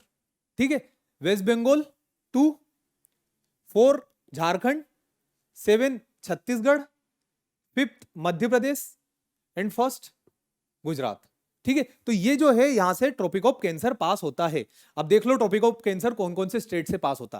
पहला गुजरात, दूसरा राजस्थान, तीसरा राजस्थान को टच करके जाता है, याद रखना है ना, वहां पे लगाना कभी भी राजस्थान ऑप्शन में आए। गुजरात, राजस्थान, मध्य प्रदेश, छत्तीसगढ़, झारखंड, वेस्ट बंगाल, त्रिपुरा एंड मिजोरम। इन 8 स्टेट के इंडिया से क्या पास होती है? ट्रॉपिक ऑफ कैंसर पास होती है।